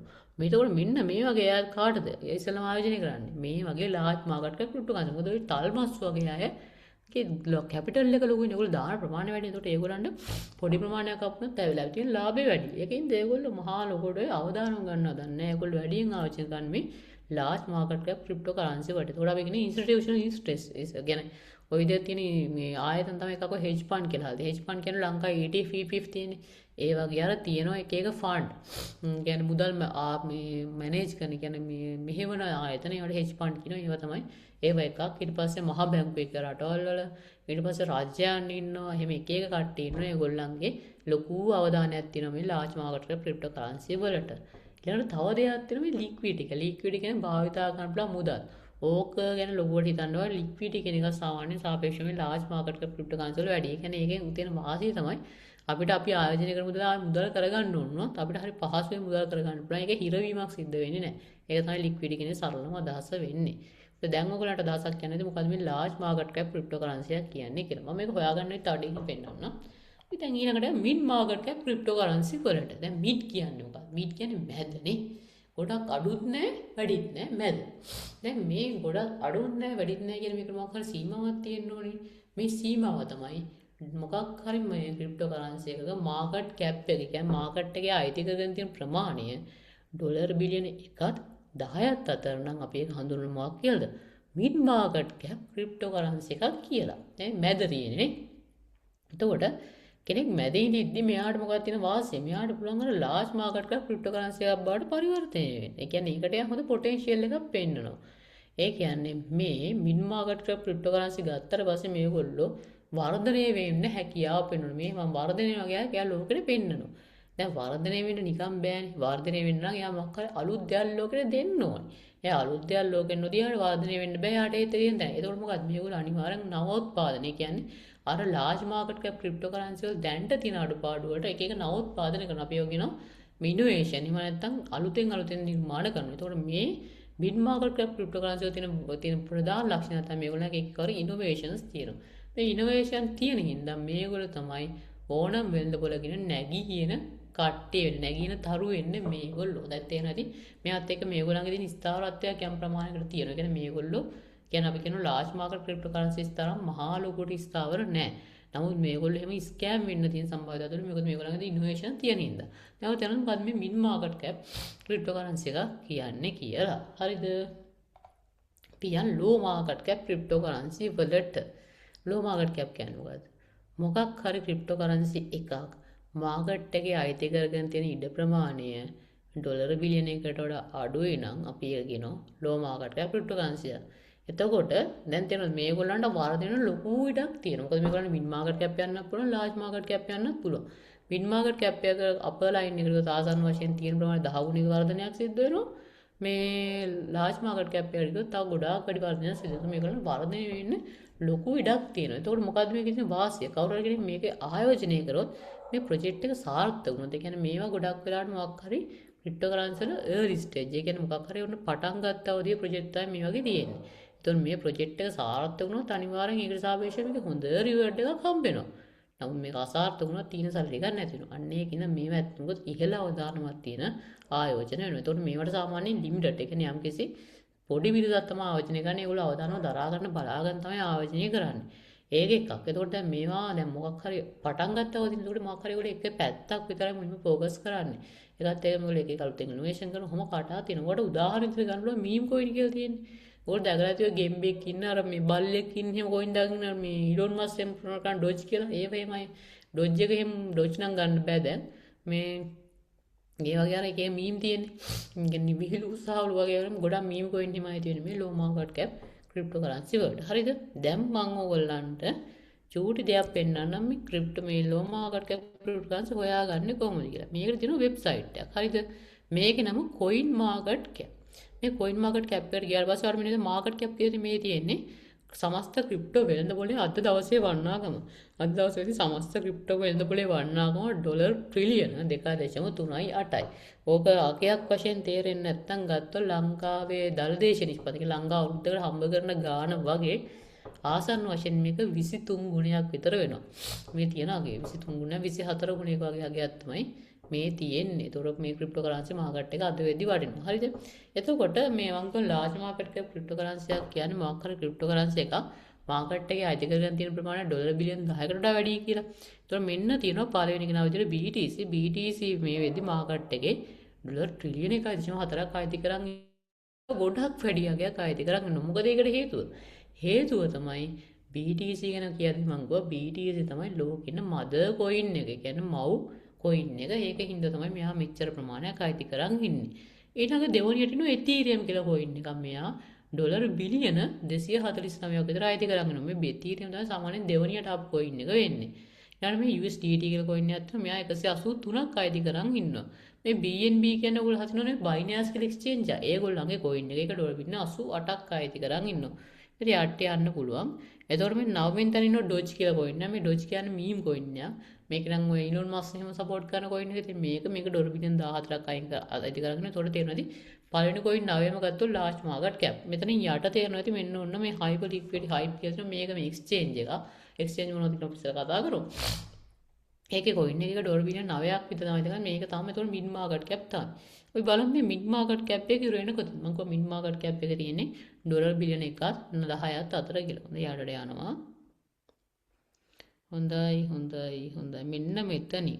ඒ කියන්නේ 55 මේ යුනයිටඩ් ස්ටේබල් කියලා එකක් තියෙන කොයින් එක. මෙයා තමයි අන්තිමම මේ මිඩ් මාකට් කැප් එක වෙන්නේ. මෙයා ඩොලර් බිලියන් 1යි ගාණක් තියෙනවා. ඒතකොට එතනින් පල්ලෙහා තියෙන ඔක්කොම මොනවද? ලෝ මාකට් මේ කැප් ක්‍රිප්ටෝකරන්සිස් වෙනවා. ඒතකොට තේරෙනවා ඇති පළවෙනි ක්‍රිප්ටෝකරන්සි 9 අයි තියෙනවා ලාර්ජ් මාකට් කැප් ක්‍රිප්ටෝකරන්සිස් වලට. ඊළඟට 9 ඉඳන් 55 දක්වා තියෙන ටික අද මිඩ් මාකට් කැප් වලට. එතනින් යට ටික අයි තියෙනවා මොනවද? ලෝ මාකට් කැප් ක්‍රිප්ටෝකරන්සි වලට. දැන් සරල අවබෝධයක් ඇවිල්ලා ඇති. මොකද්ද මේ මාකට් කැප් එක සහ මේක ඔස්සේ කොහොමද ක්‍රිප්ටෝකරන්සි මේවා කරන්නේ කියලා. මේවා කොහොමද ස්පොට් ට්‍රේඩින් වලට ගන්න, ෆියුචර් ට්‍රේඩ් වල ගන්න කියන එක අපි ඉස්සරහට කතා කරමු. හොඳද? අපි යමු ඉස්සරහට. දැන් අපි කතා කරන්න ඕනේ දැන් මේ මාකට් කැප් එකයි වැදගත් වෙන්නේ. පළවෙනිම දේ තමයි ඔය ස්පොට් ට්‍රේඩින් වගේ දේවල් වලට ආවට පස්සේ අපි ඇත්තම එතන කියන්නේ ආයෝජනයක්. අපි ඇත්තම මාකට් එකට ආයෝජනය කරලා කිසියම් කාලයක් බලන් ඉඳලා ඒකට අදාළ ප්‍රතිලාභයක් ගන්න කරන්නේ. එතකොට අපි මේ ආයෝජනය කරන ආයෝජනයේ අවදානමක් තියෙනවා. කියන්නේ ලෝකේ කරන ඕනිම ආයෝජනයක් ගත්තට පස්සේ ඒ ආයෝජනයේ අවදානමක් තියෙනවා. ඒ අවදානම් මැනේජ් කරගන්න එක අපි හරියට මේ හසුරුවා ගන්න දැනගන්න ඕනි. මොකද ඒ එහෙම නැතුනොත් තමයි ඔය දැන් දකින්න නැති පහුගිය කාලේ දක්වන අර BTC ලක්ෂයට ගියලා කවුරුගෙන කරන් දීපෝ යාපනයේ පැත්තේ කෙනෙක් ඊට පස්සේ කඩා වැටීමත් එක්ක එයා සිය දිනසාගෙන තිබෙගෙන හිටිය ආයෝජනීය අවදානම මේ දරා ගන්න බෑ. කියන්නේ ලොකු ආයෝජනයක් දාලා මම හිතන ගියා කුගස් කල්නියව දාන්න නැත්තේ. එතකොට ඊළඟට එක කඩා වැටෙනවත් එක්ක මේ නැති වෙච්ච මුදල් ප්‍රමාණයත් එක්ක එයා අපි ස්ට්‍රෙස් වෙනවා කියන්නේ එයා ගොල්ලෝ පීඩනයපත් වෙලා ඒකත් එක්ක ජීවිත නැති කර ගන්නවා. අර ඒ වගේ දෙයක් තමයි. එතකොට මේ ආයෝජනයක හැම ආයෝජනයකම අවදානමක් තියෙනවා. එතකොට ඒ අවදානම දැන් අපි දැනගන්න ඕනේ. කියන ඕන ව්‍යාපාරයක් වුණත් අවදානමක් තියෙනවා.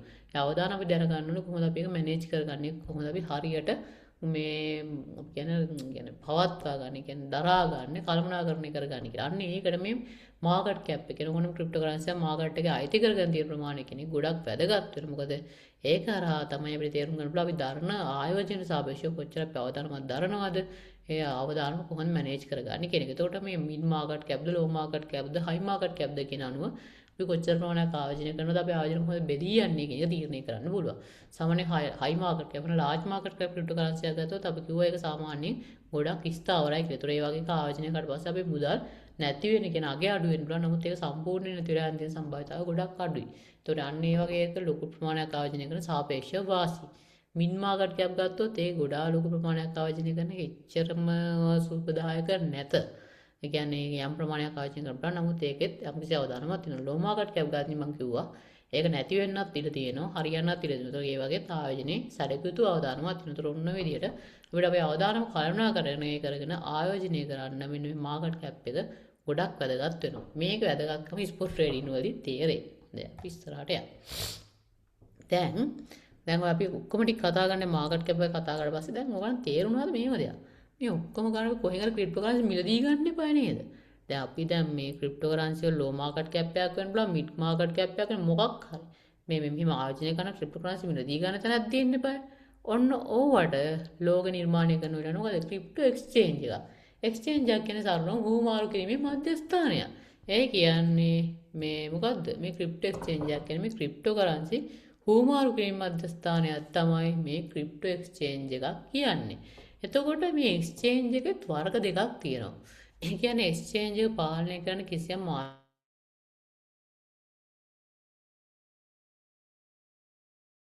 ආයතන පාලනය කරන්නේ. දැන් උදාහරණයක් විදිහට Binance ගත්තොත් Binance කියන එක සෙන්ට්‍රලයිස් එක්ස්චේන්ජ් එකක්. ඒතර Binance වල අපි ඒකේ ප්‍රධානියෙක් කියනවා. ඒතකොට ඒ වගේ අපි ඉන්නවා සෙන්ට්‍රලයිස් එක්ස්චේන්ජ් කියලා. ඒතකොට මේ සෙන්ට්‍රලයිස් එක්ස්චේන්ජ් වල තියෙන වාසිය තමයි තප්පරයක් දෙන්න. හරි. මේ සෙන්ට්‍රලයිස් එක්ස්චේන්ජ් කියන එකේ වාසිය තමයි එතකොට මොකද්ද? මේ සෙන්ට්‍රලයිස් එක්ස්චේන්ජ් කියන එක ගත්තට පස්සේ මේ වගේ අර යම්කිසි පාලනය කරන පිරිසක් ඉන්නවා. ඒතර මොකක් හරි ප්‍රශ්නයක් වුණොතින් මොකද්ද මේ සෙන්ට්‍රලයිස් එක්ස්චේන්ජ් වල අපිට මේව කරගන්න පුළුවන්. කියන්නේ අපි හරියට දන්නවා හරි මේක තමයි වෙන්නේ කියලා අපිට ටිකක් අර මොකක් හරි වැඩක් කරගන්න පුළුවන් නීතිමය පැත්තෙන් හරියගෙන. ලංකාවේ තාම ක්‍රිප්ටෝ පැත්තෙන් මූල නීති හරියට සම්මත වෙලා නැති හින්දා මුකුත් කරන්න බෑ ලංකාවේ. නමුත් ඔය නීති තියෙන රටවල් වල ඒකට යම්කිසි නීතිමය පියවරකට යන්න පුළුවන්. දැන් එතන සෙන්ට්‍රල් එක්ස්චේන්ජ් එකේ තියෙන වාසිය ඒක. අනිත් එක ගොඩක් අය දැන් ට්‍රේඩ් මේ අපි කියනවා මේ ට්‍රේඩ් කරන්නේ මේ සෙන්ට්‍රල් එක්ස්චේන්ජ් වල අපි කතා ගන්න බයිනෑන්ස් එක ගත්තා සෙන්ට්‍රල් එක්ස්චේන්ජ් එක. ඩීසෙන්ට්‍රල් එක්ස්චේන්ජ් එකක් කියන්නේ මොකක්ද? මෙහෙමයි.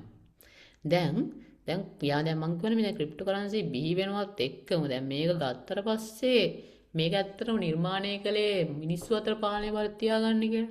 දැන් ඕක ඇත්තම ගොත් මේ දැන් ලෝක මිනිස්සු දන්න. දැන් ඒක තමයි BTC නිර්මාණය වුනේ. එතකොට මේ එක්ස්චේන්ජ් එක හුමාරු කරන තැනත් ඇයි යම්කිසි මැද පිරිසකට පාලන බලය දෙන්නේ කියන එක යම් පිරිසක් ප්‍රශ්න කරා. ඒකත් එක්ක ගොඩක් අය කරපු දේ තමයි මොකද ඔය උතර මෙහෙම ප්‍රශ්නයක් තියෙනවා. දැන් කවුරු කෙනෙක් ගාව මැද පිරිස පාලන බලය තියෙනවා නම් ඒගොල්ලෝ ගාව තමයි වොලට් වල කී එක එහෙම තියෙන්නේ. ඒක අපගෙන විස්තරට කතා කරමු. කියන්නේ අපේ මේ මුදල් කවුන්ට් තියෙන ඒගොල්ලෝ අතේ නේ. ඒකට යම්කිසි ප්‍රශ්නයක් වුණාද අපි සල්ලිම නැති වෙන්න පුළුවන්. ඒකට මේක ගැන කල්පනා කරපු පිරිසක් අපිට බැයිද අපි විසින් පාලනය කරන මේ හුමාරු කරන මධ්‍යස්ථාන නිර්මාණය කරගන්න කියලා. එන්න ඒකත් එක්ක ඒගොල්ලෝ ඩීසෙන්ට්‍රලයිස් එක්ස්චේන්ජ් එහෙම නැත්නම් DEX කියන එක හඳුන්වා දුන්නා. DEX වල තියෙන විශේෂත්වය තමයි මේක අර ක්‍රිප්ටෝ මේ BTC වගේ තමයි මේක පාලනය කරන්නේ. අදාළ මේ එක්ස්චේන්ජ් එක සම්බන්ධ වෙලා ඉන්න පිරිස. එතකොට ඔකට උදාහරණ Uniswap එක, Pancakes app, Sushi app වගේ ඒවා තියෙනවා. ඒව ගැන අපි වෙනම වෙලාවක කතා කරමු. මේක නම් ගොඩක් ඇඩ්වාන්ස් කෝස් එකකට කතා ගන්න. මොකද මේ DEX ගැන ඔයගලන්ට ලොකුට දන්නේ නැහැ. ස්පොට් හෝ ෆියුචර් රේට් කරද්දි. හොඳයි. දැන් ඔන්න සරල අදහසක් ඇති මේ හුමාරු ක්‍රීම් මධ්‍යස්ථාන කියන්නේ මොනවද කියන එක ගැන. මේ දක්වා මොන ගැටලු තියෙනවා නම් දැන් ඔයගලන්ට අහන්නට පුළුවන්.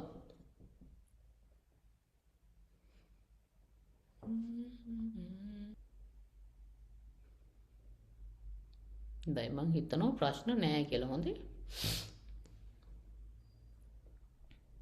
යන් එනම් ඊළඟ පාඩමට. හොඳයි. දැන් අපි කතා කරමු දැන් සලවදහසක් ගන්න ක්‍රිප්ටෝ ගැන. දැන් අපි කතා කරමු ක්‍රිප්ටෝ ට්‍රේඩින් කියන්නේ කියලා. මේ ට්‍රේඩ් කියන දේ කොහොමද ආවේ සහ මේකේ තියෙන විශේෂත්වය මොකද කියලා චූටි අදහසක් ගමු. මේක අපිට ගොඩාක් වැදගත් වෙනවා ඉස්සරහට මේ අපි කතා කරන කාරණා ටික ගැන මේවා කරගන්න. හරිද? දැන් මේ ක්‍රිප්ටෝ ට්‍රේඩින් කියන්නේ මොකක්ද ඇත්තටම? ක්‍රිප්ටෝ ට්‍රේඩින් කියන්නේ මෙහෙම දෙයක්. ට්‍රේඩ් කරනවා කියන්නේ මොකක්ද? මිලදී ගන්නවා සහ මේ විකුණන එකට තමයි ට්‍රේඩ් කරනවා කියන්නේ. සරලව මිලදී ගැනීම සහ විකිණීම තමයි අපි ට්‍රේඩින් කියලා හඳුන්වන්නේ. ඒතකොට මේ ක්‍රිප්ටෝ ට්‍රේඩින් කියන්නේ අර අපි කතා කරපු ක්‍රිප්ටෝ කරන්සි පාවිච්චි කරලා මිලදී ගැනීම සහ විකිණීම කරන එක තමයි මොකද්ද? ක්‍රිප්ටෝ ට්‍රේඩින් කරනවා කියලා හඳුන්වන්නේ. ඒතකොට මේ ක්‍රිප්ටෝ ට්‍රේඩින් කරන්න පුළුවන් ආකාර කිහිපයක් තියෙනවා.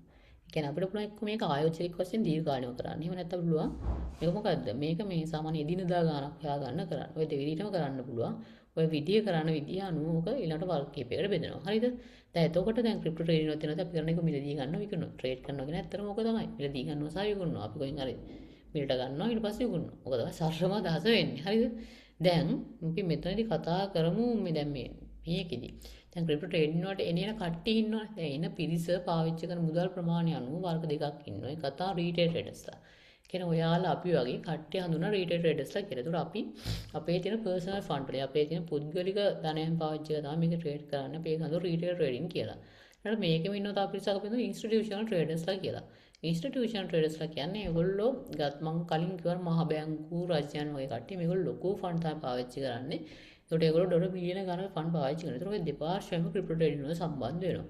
එතකොට දෙපාර්ශ්වයම හැස්රීම අනුව තමයි මාකට් එකක් ආගේ වැඩි වෙනවාද අඩු වෙනවාද කියන එක තීරණය වෙන්නේ. හොඳයි. දැන් මම සරල අවබෝධයක් දෙන්නම්. ඇයි අපි ක්‍රිප්ටෝ කරන්සි ට්‍රේඩ් කරන්න ඕනේ කියන එක. හරිද? පළවෙනි දේ තමයි ක්‍රිප්ටෝ කරන්සි ගත්තොත් මේවා එක මොහොතක් තුළ ගොඩක් ලොකු ප්‍රමාණයක් මූව් වෙනවා. දැන් ඔයගොල්ලෝ ගත්තොත් ලංකාවේ රුපියල වෙන්න පුළුවන්. ඊට පස්සේ ඇමරිකානු සෙතම ඩොලරේ වෙන්න පුළුවන්.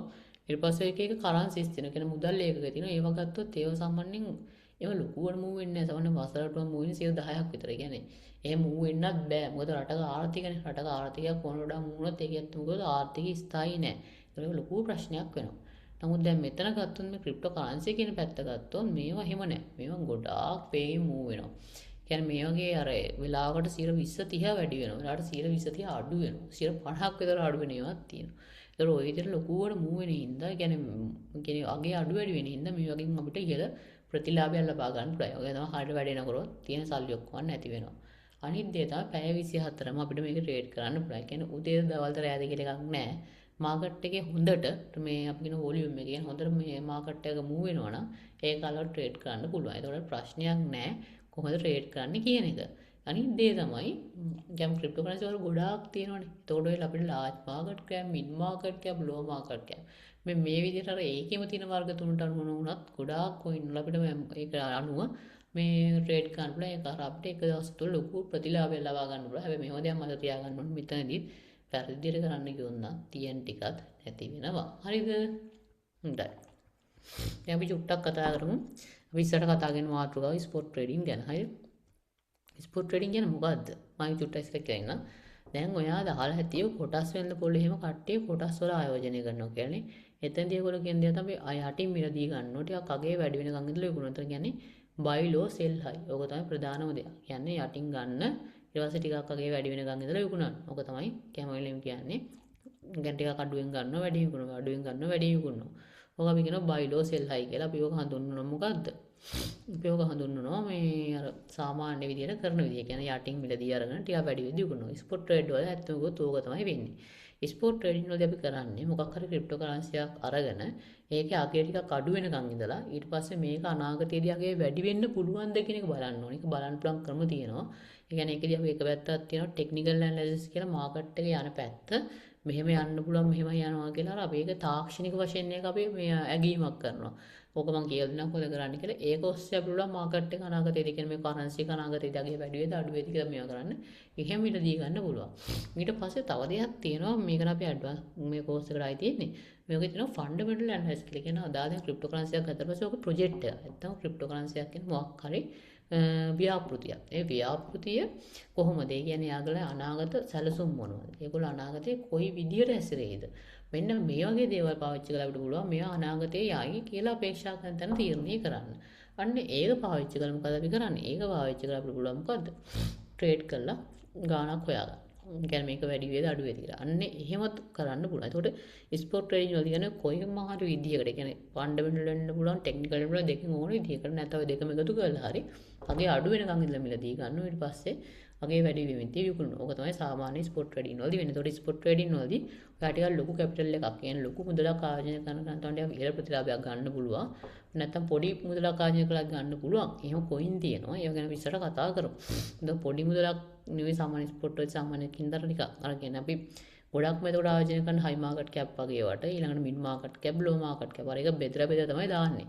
ඒතකොට එහෙම බෙදලා දාද්දී අපිට ඕකෙන් හොඳ ගාණක් ගන්න පුළුවන්. නම් ටිකක් කිසාල කිට්‍රියක් කියන්නේ අඩුම තමයි ලක්ෂයකවත් මුදලක් තියෙන්න ඕනේ. ඒක ඒ කියන්නේ ඒකට අන්තික එකපාරෙන් එන්නත් බෑ. ටිකක් ඒක බලලා මෙහෙම මේ හොඳයි මේ හොඳයි කිය තමයි එන්න ඕනේ. ඒක කලබලයක් නැති කෙනෙක්ට වඩා හොඳ කෙනෙක්ක් තමයි මේ ස්පොට් ට්‍රේඩින් කියන්නේ. කොහොමද කලබල වෙන කෙනෙක්ට ට්‍රේඩින් හරියන්නේ නැහැ ඇත්තටම.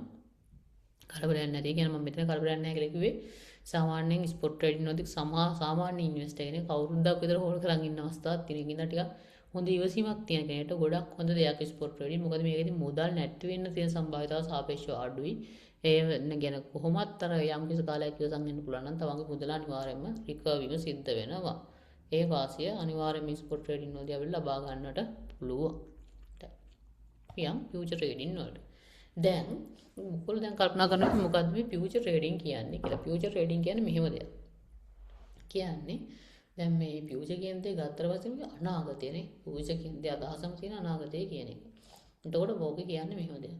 ඒ කියන්නේ ගත්තට පස්සේ ෆියුචර් ට්‍රේඩින් කියන එක මේ ඕකේදී අපි කරන්නේ මාකට් අනාගතයේදී අපි මොකක් කර ක්‍රිප්ටෝ කරන්සියක් බලලා මේක අගේ අඩු වේද වැඩි වේද කියලා ප්‍රෙඩික්ට් කරනවා. ඒක අපි කියන උපකල්පනය කරනවා. උපකල්පනය කරන ක්‍රම තියෙනවා.